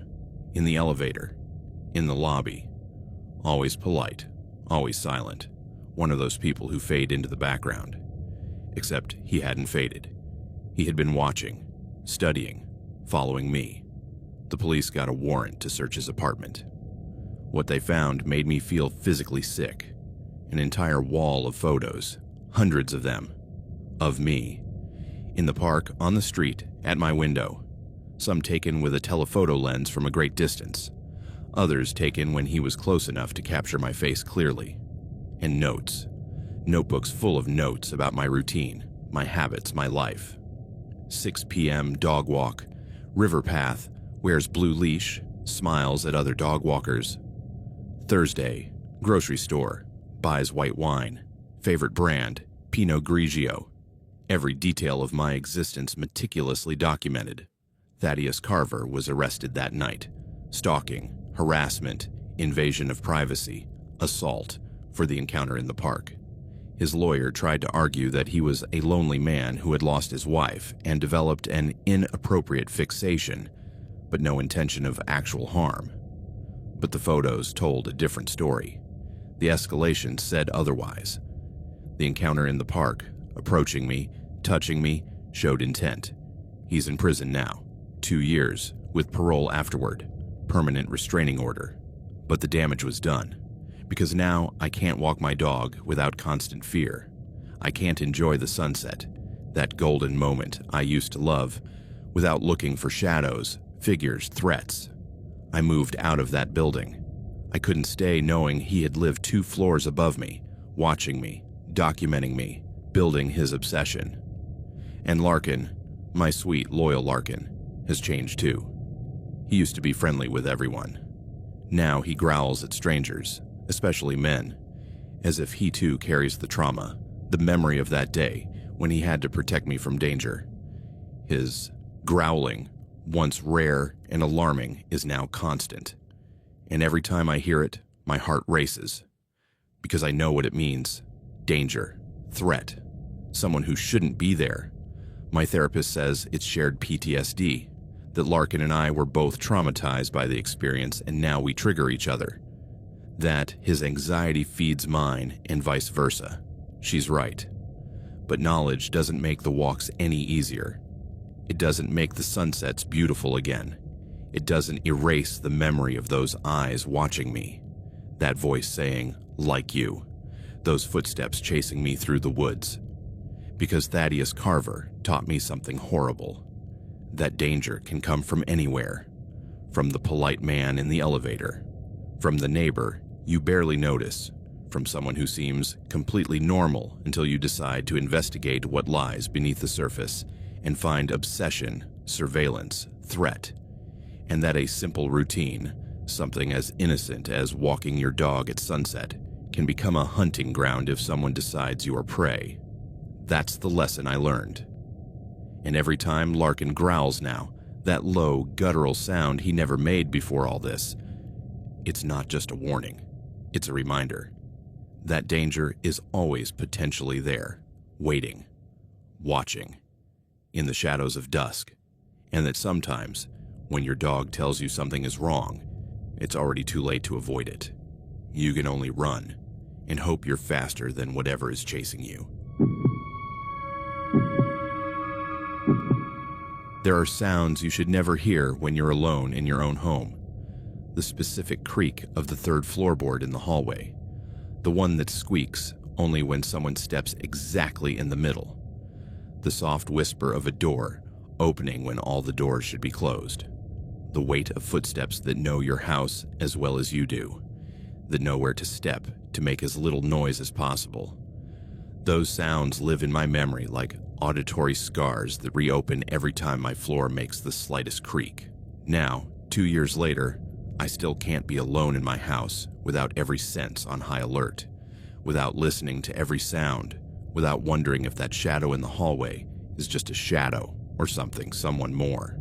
My name is Indigo Castellan. I'm 32 years old, and I lived in a 2-story rental house in the historic district of Savannah, Georgia. It is one of those old southern houses with history, built in 1880, high ceilings, original wood floors that creak with every step, ornate moldings that speak of a more elegant era. I work as a book editor, which means I spend a lot of time at home, in my second-floor office, surrounded by manuscripts and silence, or what should be silence. The first time I heard the footsteps was on a Tuesday night in February. It was around 7 p.m., already dark outside, long shadows inside. I was in the kitchen making dinner, the radio turned up loud enough to fill the void of living alone in a big house. Soft jazz music, nothing that would drown out important sounds, but enough to make the house feel less empty. I was stirring a pot of soup on the stove when I heard it. Footsteps, in the second-floor hallway, directly above my head. My hand froze on the spoon. Every muscle in my body tensed. Soup dripped from the suspended spoon as my brain tried to process the impossible. There couldn't be anyone upstairs. I lived alone. The doors were locked. No one had rung the doorbell. No one had a key except me. But I had definitely heard footsteps. Slow, deliberate, crossing the hallway from my bedroom to my office. "Hello?" My voice came out as a trembling quack. "Is anyone there?" Silence. Just the jazz on the radio and the bubbling of the soup. Probably just the house settling, I told myself. Old houses make noise. Floors expanding and contracting with temperature changes. Pipes creaking. Nothing. But something in my gut, that primitive sense we all have, told me it hadn't been the house. It had been footsteps. Human footsteps. With trembling hands, I turned off the stove and grabbed the largest knife from the knife block. My heart was beating so hard I could hear it over the music. I walked slowly toward the stairs, knife raised, my breath shallow. "If anyone's up there, I'm calling the police," I shouted, trying to make my voice sound brave and only managing to sound hysterical. I climbed the stairs, every creak under my feet amplified tenfold in my panicked consciousness. The second-floor hallway was dark. I reached for the light switch, flooding the space with light. Empty. Every door exactly as I had left it. Bedroom ajar, office closed, bathroom closed. I checked every room, looking in closets, under the bed, behind doors. Nothing. No one. Just me and my paranoia. It had probably been the house, or my imagination. Working from home alone all day sometimes made me hear things that weren't there. But that night, lying in bed, I couldn't sleep. I kept thinking about those footsteps, how they had sounded so deliberate, so human, so real. A week later, something different, something I couldn't dismiss as imagination. I came home after shopping. I'd been out for maybe 2 hours. I came in the front door, put the bags in the kitchen, and went to my bathroom to wash my hands. My toothbrush was wet. I froze, staring at it. Definitely wet. I could see water droplets on the bristles. But I hadn't used it since that morning. I had been out for hours. It should be dry. Had I used it that morning? I tried to remember. Yes, definitely. I remembered brushing my teeth, rinsing it, putting it back in the holder. That was at 8 a.m. Now it was 3 p.m., 7 hours. A toothbrush should be completely dry after 7 hours, unless someone had used it. Fear washed over me, cold and complete. I grabbed the brush with trembling fingers, staring at it as if it could reveal its secrets. Was someone in my house, using my things? I frantically searched the entire house, every room, every closet, every space where someone could hide. The doors were still locked. The windows were still closed. No sign of forced entry. But the wet toothbrush couldn't be explained. And when I went to my kitchen, I noticed something else. The drawers weren't as I had left them. I'm tidy. Compulsively tidy. Every drawer has its place. Every item its exact position. And several drawers were slightly ajar. Millimeters, but enough to notice. As if someone had opened them, looked for something, and not closed them completely. Someone had been in my house, searching, touching my things, using my toothbrush. I called the police. An officer named Larkin Moss arrived 30 minutes later, taking my report with an expression that oscillated between professional and skeptical. "Is anything missing?" he asked, looking around my immaculate kitchen. "Not that I can see." "Any signs of forced entry?" "No." "Who else has keys to your house?" "No one. Just me." He wrote something down. "Any recent relationships that ended badly?" "Ex-boyfriends?" "No. My last relationship ended a year ago, amicably." "Family? Friends who might have a copy of your key?" "My sister in Atlanta has a copy for emergencies, but she hasn't been in town in months." Officer Moss looked at the toothbrush, the half-open drawers. "Is it possible that the drawers were like this morning, and you didn't notice? That you used the toothbrush later than you remember?" I wanted to yell no, that I knew what I had seen, what I had done. But his tone implied that he had already decided I was a hysterical woman, seeing threats where there were none. "I'm going to file a report," he finally said, "and I suggest you change your locks just to be safe. But honestly, with no evidence of forced entry, nothing stolen, there's not much else we can do." After he left, I sat in my kitchen staring at the half-open drawers, feeling stupid and scared at the same time. Was I losing my mind? Was someone really breaking into my house? I hired a locksmith the next day. An older man named Quillen installed new locks on all the doors, front, back, and garage. High-security locks, the kind that supposedly couldn't be picked. "These are grade 1, he said proudly. "No one is going to get past these locks without a lot of effort." I felt better, safer. The new keys gleamed on my keychain, a symbol of renewed security. That night, I slept better than I had in a week, until 3 nights later. It was 2 a.m. when I woke up. I don't know why. No specific noise I could identify, just that instinctive sense that something is wrong. I sat up in bed, my heart already racing. I listened in the darkness. There, downstairs, the distinct creak of a wooden floor. Someone was in my house. Pure terror paralyzed me. I couldn't move. I couldn't scream. I could barely breathe. My phone was on my nightstand. With trembling hands, I grabbed it, ready to dial 911. Another creak, closer now, on the stairs. Someone was coming up to my bedroom. I pressed 911 but didn't call yet. First, I needed a weapon. Something. Anything. My eyes searched the darkness. The lamp on my nightstand, heavy, ceramic.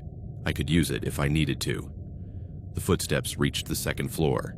Now in the hallway, moving toward my door. I pressed call. 911, what is your emergency? Someone is in my house, I whispered, my voice barely audible. They're coming up the stairs. Ma'am, what is your address? I gave it, my voice shaking. Officer on the way, ETA 5 minutes. Can you leave the house? The footsteps stopped, right outside my door. No, I whispered. They're outside my bedroom. A long silence on the other end of the line. Then, stay on the line with me, don't make any noise. If they come in, play dead. Pretend to be asleep. While an intruder was in my room. The idea made me feel physically sick. The footsteps moved away, back down the hall, down the stairs. They're leaving, I whispered to the dispatcher. Stay where you are. Don't come out until the officer arrives. I waited. 5 minutes that felt like 5 hours, listening to every sound, waiting for the footsteps to return, for the door to open, for this to turn into something much worse than it already was. When I finally heard sirens outside, I almost cried with relief. The police searched the entire house, empty. But they found something that made my blood run cold. The back door, the one that had had a new lock installed just 3 days ago, was unlocked. Did you lock this door before going to bed? Asked the officer, a different detective this time, a woman named Saffron Valdez. Yes, I check every door every night 3 times. She examined the lock. No signs of forced entry, which means whoever got in had a key. Or they picked it very skillfully, but these locks are grade 1, not easy to pick. No one has a key. They're new. The locksmith gave me both copies, one on my keychain, one spare in my safe. The locksmith himself. Quillen, you think he... We need to consider all possibilities. Who else knew you had new locks installed? I had only mentioned it to a few people. My sister on the phone, my best friend Nefeli, my landlord when I asked if I could make modifications. My landlord. Wait, I said slowly. My landlord. Thaddeus Crane. Technically, he has the right to have a copy of the keys to his property, right? Valdez nodded. Landlords typically keep master copies, but they're supposed to give notice before entering. Has he ever entered without warning? Not that I know of, but I paused, a horrible thought forming. I renewed the lease 6 months ago. The previous landlord, not Crane, but the owner before him, was a guy named...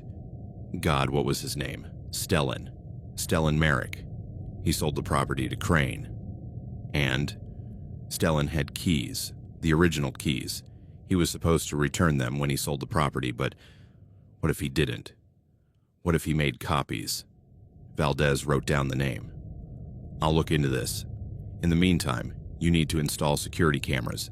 If someone is breaking in, we need footage. I installed cameras the next day. 3 of them. 1 at the front door, 1 at the back, 1 in the first floor hallway.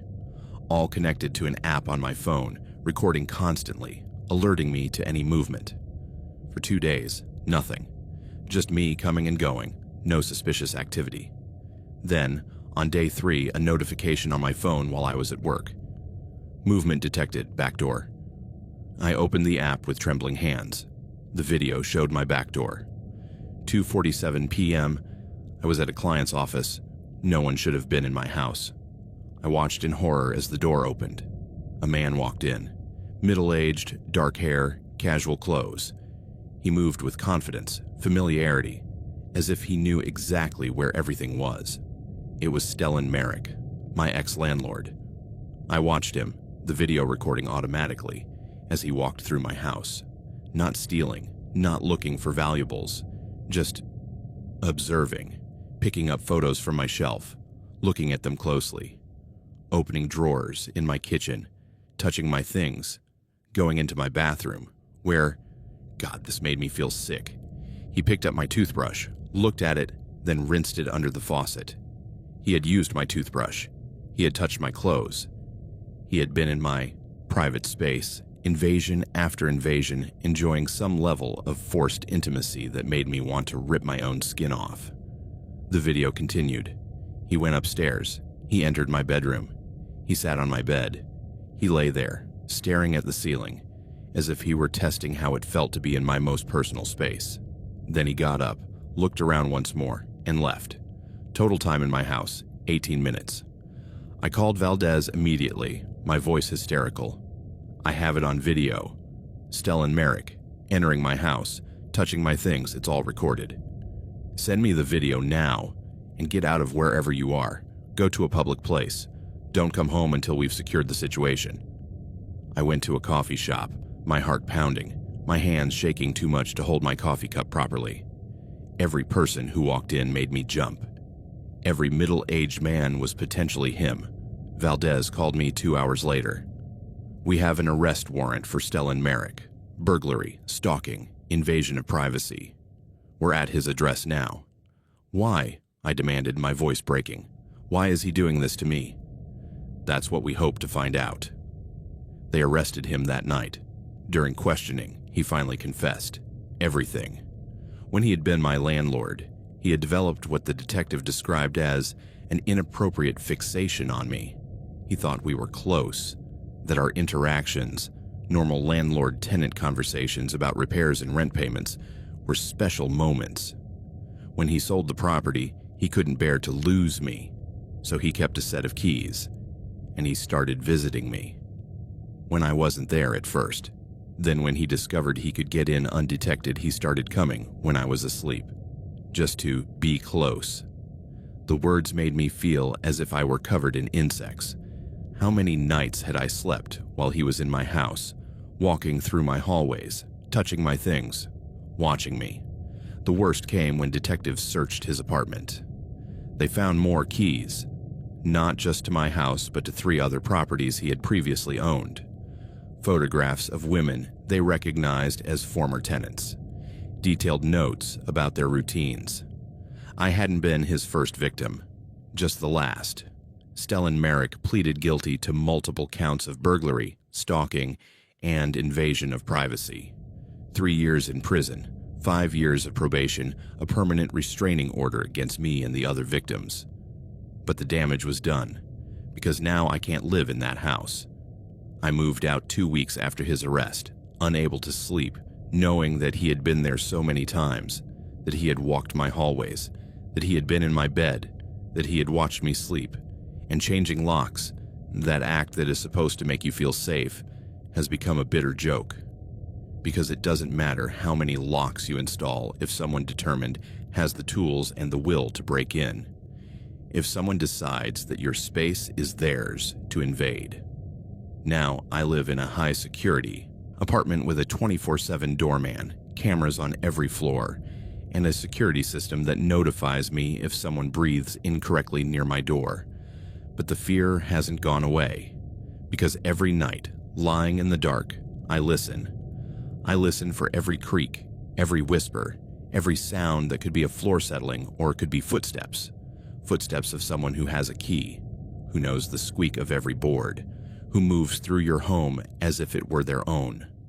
My therapist says it's PTSD, that my brain was traumatized by the invasion, by discovering that my most private space had been repeatedly violated, that my hypervigilance is an adaptive but exhausting response.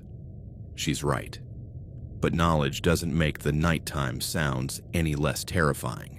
It doesn't erase the memory of that video, of Stellan Merrick lying in my bed, touching my photos, using my toothbrush. And worst of all, the realization that you never really know who has access to your life, who decided that your privacy doesn't matter, who believes that your space is theirs to invade because they once had a key and decided that right was permanent. That's the horrible lesson Stellan Merrick taught me. And every time I hear keys jingling, even my own, for a second I'm back there, in my kitchen, hearing footsteps that shouldn't be there, in my bedroom, knowing that someone had been there, watching me sleep. In that video, watching a stranger move through my house as if it belonged to them. And that's an invasion you never fully recover from, because it teaches you that locks are illusions, that privacy is fragile, and that someone can decide that your life, your space, your most basic intimacy is theirs to take, just because they once had a key and decided never to give it back. Even now, 4 years later, at 34 years old, and with a loft in downtown Denver that I paid for with sweat and overtime, the tearing of an envelope paralyzes me. It's not the sound, it's the echo in my mind. Paper crunching like skin being torn, revealing not only ink but the weight of a gaze that skinned me alive, day after day, breath after breath. My name is Ilara Voss. Ilara with that soft R. My Wyoming prairie grandmother chose to evoke forgotten winds. And in the fall of 2021, when life felt like a great cubicle in an office tower in Denver's Lodo district, I found the envelope. I thought it was a routine memo, perhaps a reminder of a team meeting or a forgotten HR form. It was the beginning of a personal hell that spread like an invisible web, weaving details of harassment that robbed me of sleep, appetite, and almost my sanity. It taught me that terror doesn't always lurk in dark alleys. Sometimes it sits next to you in the break room, sipping black coffee and smiling as if it knows the end of your story before you do. And in my case, it wasn't just a smile, it was a catalog of my existence, amplified in messages that escalated from subtle to suffocating, each one another thread in the web that tightened around my chest. I was working then as a data analyst at Quill & Bannister Consulting, a mid-sized financial consulting firm on 16th Street Mall. Open floors with cubicles that feigned privacy with gray fabric dividers, fluorescent lights buzzing like angry wasps above hunched heads, and an eternal smell of burnt microwave, cheap cologne, and the faint metallic stench of printers working overtime. 32 years old. Single by choice after a boyfriend who left me for being too independent. A guy named Bram Lockwood who preferred women who didn't question his poker nights. I spent my days dissecting Excel spreadsheets, graphs predicting profits for clients I would never see, invisible as I sometimes felt in that jungle of cables and monitors. It was predictable. Mondays with extra shot lattes from the corner coffee shop. A ritual to shake off the sleep from sleepless nights counting cracks in the ceiling of my apartment. Tuesdays in my favorite black skirt, the one that made me feel effortlessly professional, even though it hid a red wine stain from a disastrous date. Wednesdays of forced smiles for Jethro Bannister, my 48-year-old boss with a loose tie and eyes that devoured reports as if they were detective novels. I liked the routine. It was a shield against the chaos of my childhood in Cheyenne, where my father, a rancher broken by droughts and debt, would disappear into binges that left bruises on my mother and silences at the dinner table. At the office, I controlled variables, or so I thought, until the envelope broke the spell and the harassment unfolded like a slow plague, detail after detail, until every minute was a battle against the feeling of being eaten alive. It was a Thursday in October, the air crackling with yellow leaves that the wind swept through the mall like melancholy confetti, a reminder that autumn in Denver was not poetic, but a prelude to winter that froze bones and hopes. I arrived early, as usual, 7:45 a.m., the elevator humming up to the 10th floor with its mechanical ding that sounded like a verdict, backpack slung over my shoulder, with my thermos of green tea that had already cooled on the bus ride, and a turkey sandwich wrapped in plastic wrap that I would eat for lunch, alone, in my cubicle to avoid forced small talk in the break room. The office was a sleepy murmur, fluorescent lights flickering on like lazy eyes, the insistent drip of the coffee machine in the communal kitchen that always left a sticky puddle on the floor, colleagues shuffling toward their desks with muffled yawns and briefcases bumping against ergonomic chairs. My cubicle was in the northeast corner, a claustrophobic nest of dual monitors reflecting my pale, haggard face, and yellow post-its reminding me of deadlines like chains. Q4 report, Friday. Don't fail. I dropped my backpack on the floor, a thud that echoed too loudly in my head, turned on the PC, the fan roaring like an asthmatic lung, loading Windows with its slow progress that got on my nerves. And there it was, the envelope. White, no stamp, no sender. Just my name scribbled in shaky blue ink that seemed to scratch the paper. Ilara Voss. Personal. Open yourself. My stomach tightened a little. Fan mail from a client? An anonymous complaint from a colleague resentful of my promotion last month? Or worse, a disguised dismissal notice. But I opened it with the cheap plastic letter opener I kept in the top drawer, the tearing echoing in the morning silence like a secret coming to light, slow and deliberate, as if the sender knew that sound would haunt me. Inside, a sheet of paper folded once, plain printer paper with jagged edges and a faint coffee stain in the bottom corner, as if it had been written during a stolen break. A list. A simple list, in slanted handwriting that looked rushed, as if the writer was holding back an internal tremor, anger, excitement, or perhaps just the rapid pulse of someone watching from the shadows. Monday. Latte with extra shot, sipped on the bench in the corner of the mall, watching the traffic without really seeing, counting the red cars as if they were a talisman against the day. Tuesday. Black skirt, the one that wrinkles at the hem because you sit cross-legged during team calls, hiding that red wine stain from the date you don't mention. Wednesday. I greet Jethro with that fake laugh you practice in the bathroom mirror, eyes averted to the window, dreaming of quitting. I eat lunch alone, a turkey sandwich with Dijon mustard, 3 bites before checking personal emails in incognito mode. Thursday. Today. The envelope. Don't run. I see you at every coffee break, at every sigh when the elevator is late. The world tilted then, as if the linoleum floor beneath my heels had turned to quicksand. The air suddenly thickened, the fluorescence buzzing louder, a chorus of wasps stinging my ears, and my pulse a runaway drum in my temples that drowned out the distant typing of a colleague in the opposite cubicle. Nausea rose like acid bile, an acid that burned my throat and bent me over the desk, my right hand clenching the fake wood edge until my knuckles turned white and a dull pain radiated down my arm. What the hell was this? Details about me. Small, intimate details, as if someone had been living inside my skin for weeks, inhaling my routine like an addictive perfume. Monday's latte.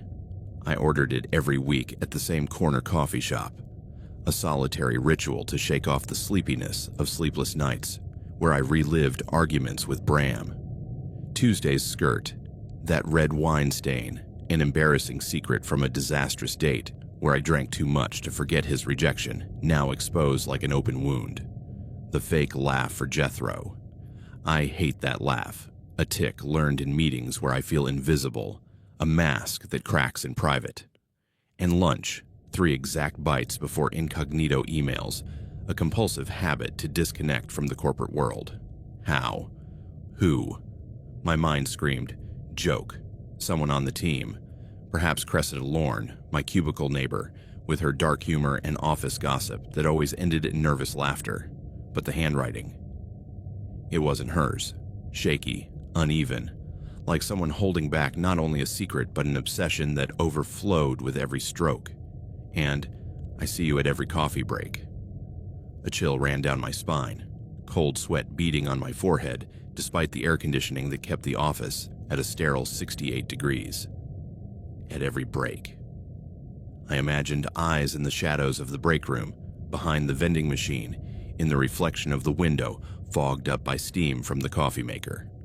I folded the sheet with clumsy fingers, tucking it into the pocket of my blouse, blue cotton that now clung to my skin like a second damp epidermis, the paper rustling against my side like a living reminder, and sat down in the ergonomic chair that creaked under my weight, my hands trembling as they rested on the sticky keyboard. I tried to work, opening Excel with a click that echoed like a gunshot, formulas dancing blurrily across the screen as my vision clouded with unshed tears. But paranoia was a constant buzz, a swarm settling in my ears. The click of a neighboring mouse sounded like a surveillance switch. The landline on my desk, silent as a tomb, seemed to await an anonymous call whispering more secrets. I glanced around surreptitiously, head down but eyes raised. The office slowly waking up, colleagues arriving with disposable coffees dripping onto the floor. morning smiles that now looked like wax masks, ready to crack and reveal something sinister underneath. Thadwick Hale, my cubicle mate across the aisle, a 36-year-old analyst with a stubbly beard who always looked half-shaven, brown eyes that strayed too often to my screen during team meetings, pretending to collaborate, brushed past my shoulder with his worn leather briefcase. "Good morning, Alara. Did you sleep well? You look a little pale."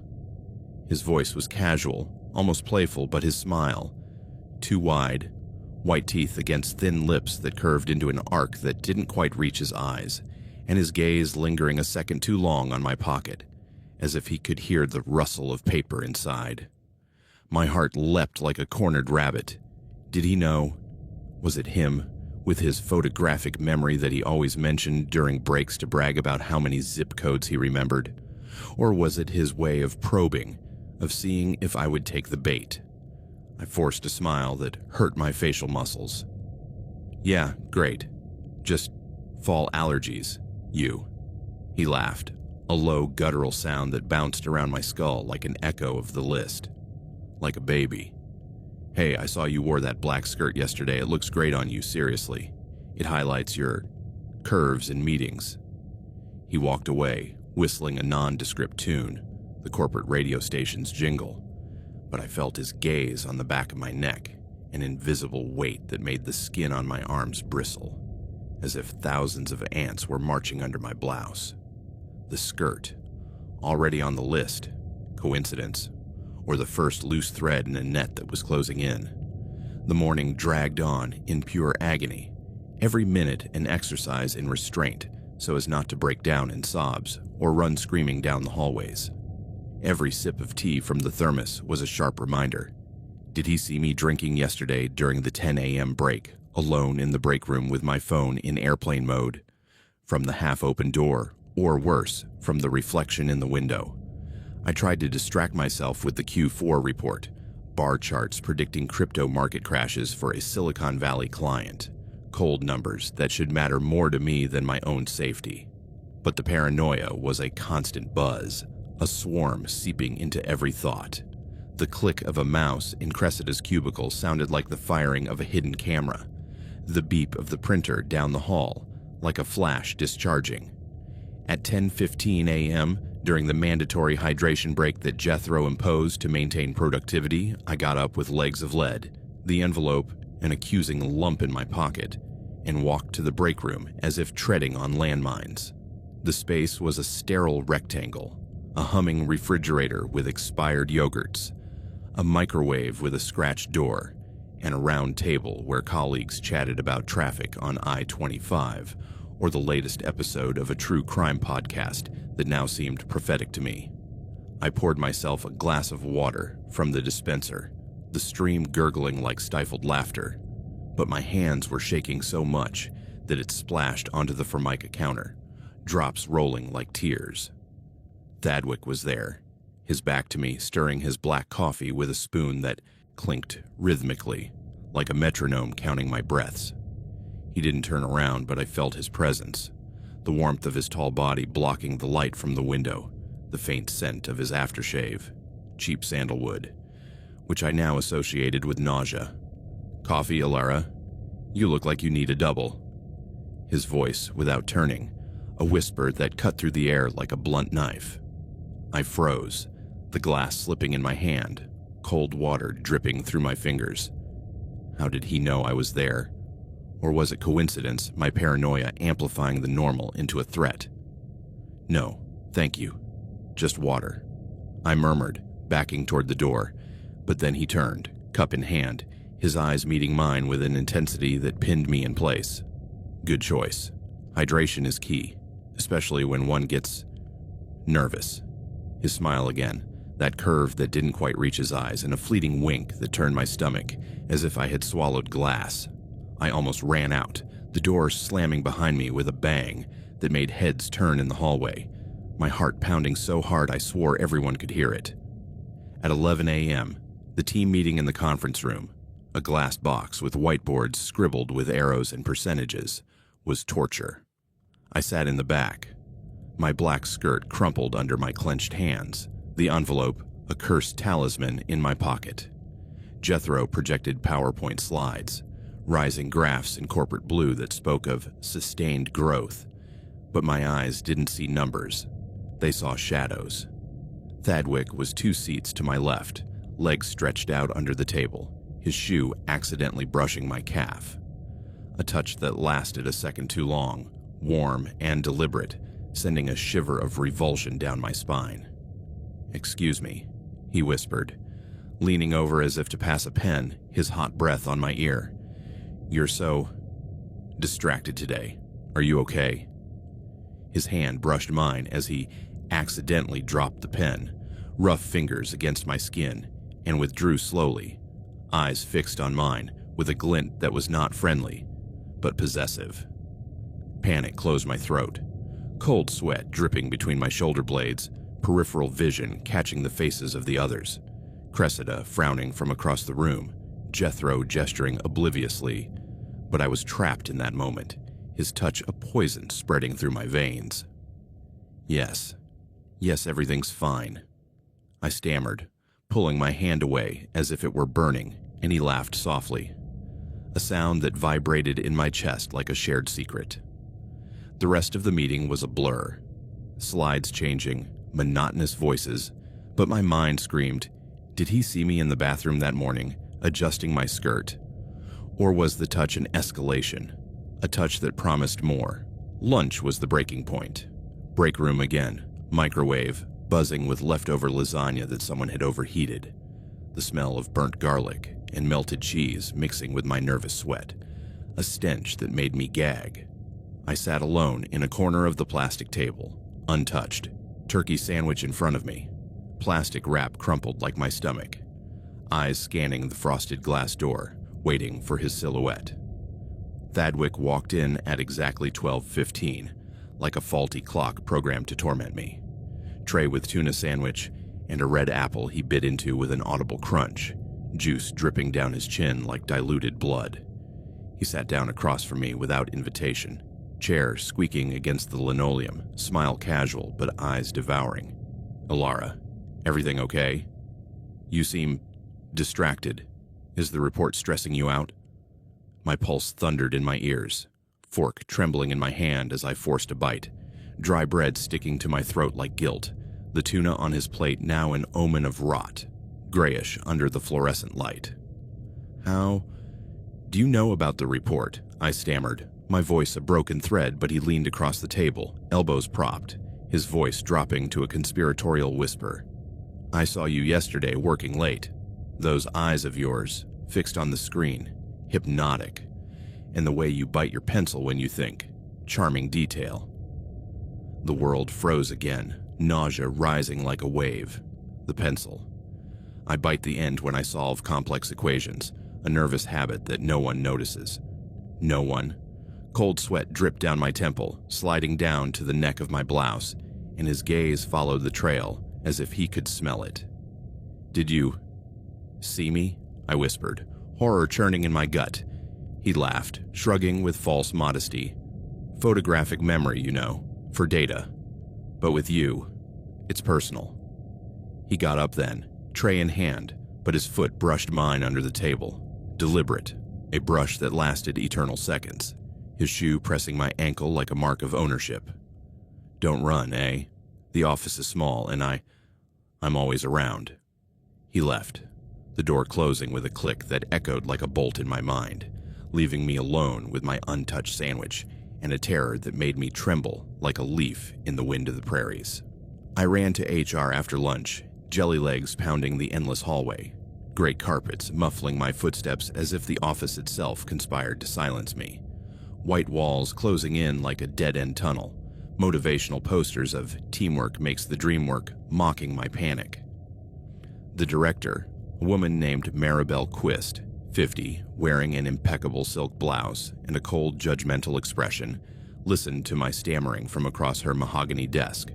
The envelope, the detailed list, Thadwick's advances, his photographic memory that now sounded like a veiled confession. I showed her the crumpled paper, my hand shaking so much I almost dropped it. Someone is watching me. Details, personal, intimate. And Thad, he knows. He senses it. She read it silently, frowning with deep furrows on her forehead, the ticking of her wall clock marking seconds like the beating of an exposed heart.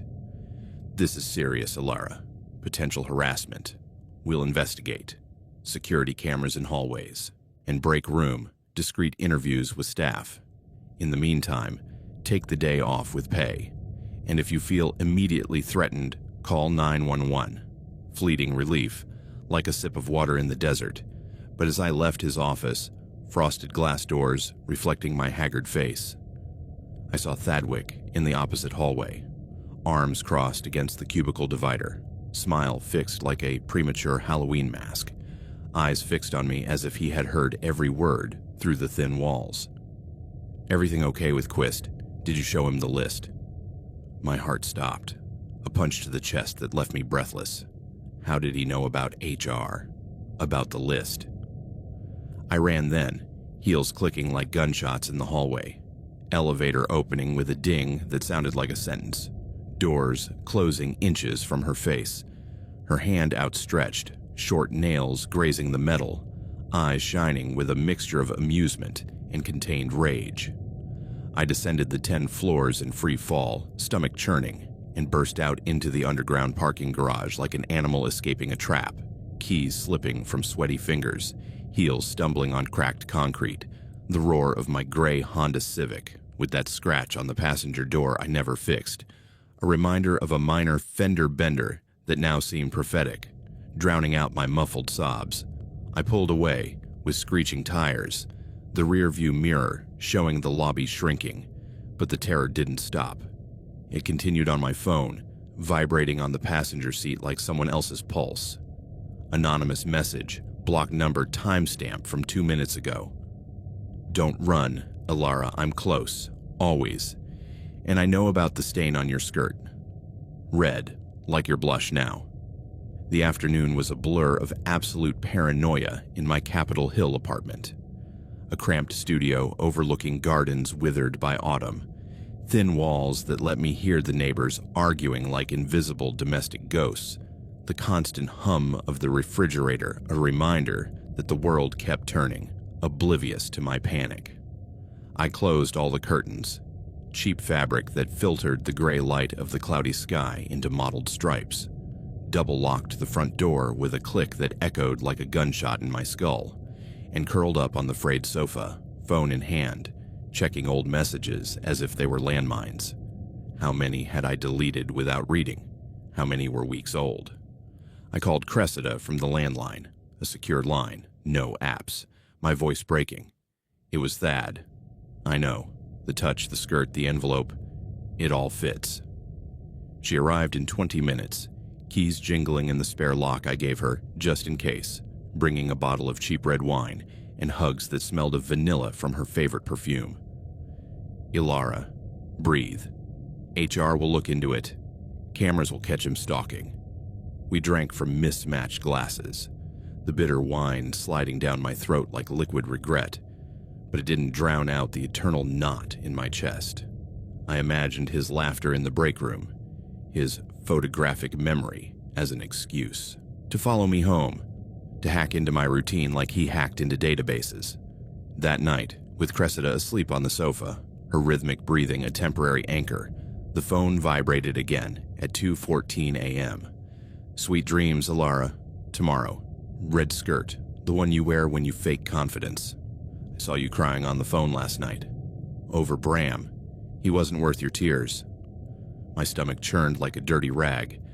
I vomited in the adjoining bathroom, cold tiles against my bare knees, salty tears mixing with acidic bile in the toilet, the fogged mirror reflecting a gaunt face I barely recognized.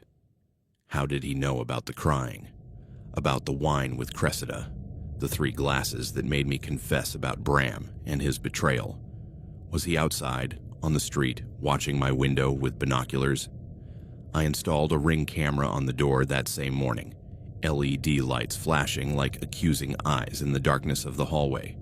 But the following nights were pure insomnia. my phone vibrating with unknown numbers that hung up when I answered, leaving only static that sounded like heavy breathing. The harassment escalated in waves that suffocated me. On Saturday, a package arrived at my door. No sender, just Ilara Voss in shaky handwriting, containing a red scarf that I could have sworn I'd seen on the coat rack in the office, wrapped in paper with notes stuck to it. For your cold mornings, it suits you better than the skirt. My skin bristled as if the scarf were alive, fibers brushing like fingers. I threw it into the hallway, screaming at an invisible neighbor, and called the police for the first time. Detective Leora Beecham, her voice calm but tired from double shifts, listened to my story between sobs. Cyber and physical harassment. We traced the IP of the messages. Looks like VPN, but we have it. Keep a record. Photos of packages, screenshots. But the terror was visceral, not digital. I went to the King Super supermarket on the corner, carts squeaking in fluorescent aisles like mocking laughter, and I swore I saw his stubble in the fruit aisle. A tall man buying apples, eyes drifting to my basket of low-fat yogurts.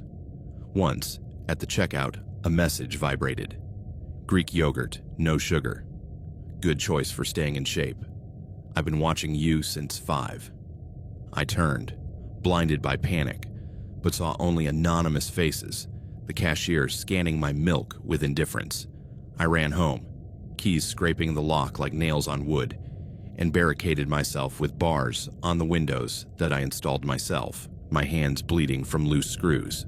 Sundays were the worst. Midnight messages, detailed like confessions. Sunday, walk in Washington Park, denim skirt with brown boots. I saw you sitting on the bench, calling your mother, your voice breaking with, "I'm sorry, don't be sorry, Ilara. He didn't deserve you." Each one a punch to the soul. My weekly call to Mom in Wyoming, confessing work failures that made her cry on the other end of the line. How did he know? Was he following me in a car, a gray sedan like mine, or was he a hacker accessing my microphone? Cressida moved in temporarily. "I'm not leaving you alone, you crazy woman." But even her nighttime hugs couldn't drown out the panic. One night, a knock on the door at 11 p.m., the Ring camera showing a delivery man with a bouquet of red roses from an anonymous admirer, petals stained with drops that looked like sweat or blood. I threw it in the trash, but the sweet scent permeated the hallway, a perfume that made me gag every time I opened the door for the mail. The resolution came on a gray, rainy Tuesday, 2.5 weeks after the first envelope, when the Denver sky was pouring down water like restrained tears. Email from HR at 9:17 a.m. Thadwick Hale terminated immediately for confirmed inappropriate conduct. Investigation reveals systematic harassment. Cameras capture him, following her to the break room. Accidental brushes in meetings and unauthorized access to her email history. 500-meter restraining order. Contact police for charges. Relief like a dam breaking in my chest. Hot tears rolling down my cheeks. Hysterical laughter sobbing on the rain-soaked couch, dripping from a poorly sealed window. The police arrested him that afternoon in his sordid apartment in Aurora, a 20-minute drive away. His computer full of logs from my Wi-Fi hacked via a shared router in the office building. Folders with stolen photos from my LinkedIn, private Instagram, and old dating profiles. The list like an obsessive diary of 47 entries, each more detailed than the last. Friday. You cry in the bathroom on the 8th floor, mascara running, thinking about quitting. You are beautiful broken. Resentful to the core. I had been promoted over him months ago due to an error in his report that I discreetly covered up. Rejected flirtations that fermented into silent rage, transforming into this catalog of control. "I wanted you to know how seen you were, Ilara.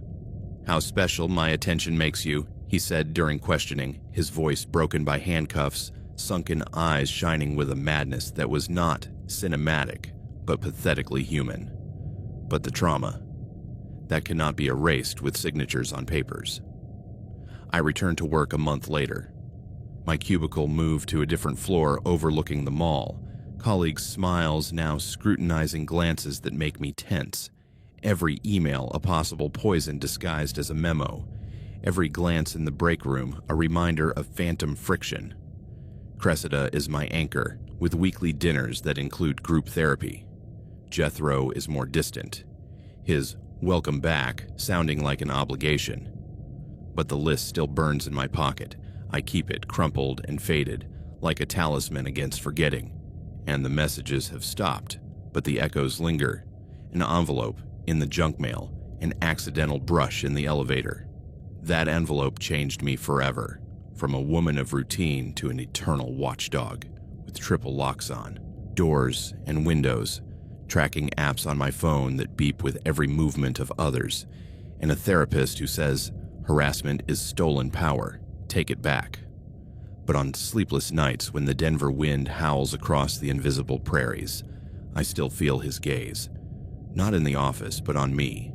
An internal whisper that says, I see you. Human terror is worse than any ghost. It's real, it's close. It's the companion who smiles as he plans your downfall. If you find an anonymous envelope, don't open it alone. And if you do, run. Because once they really see you, they never stop watching.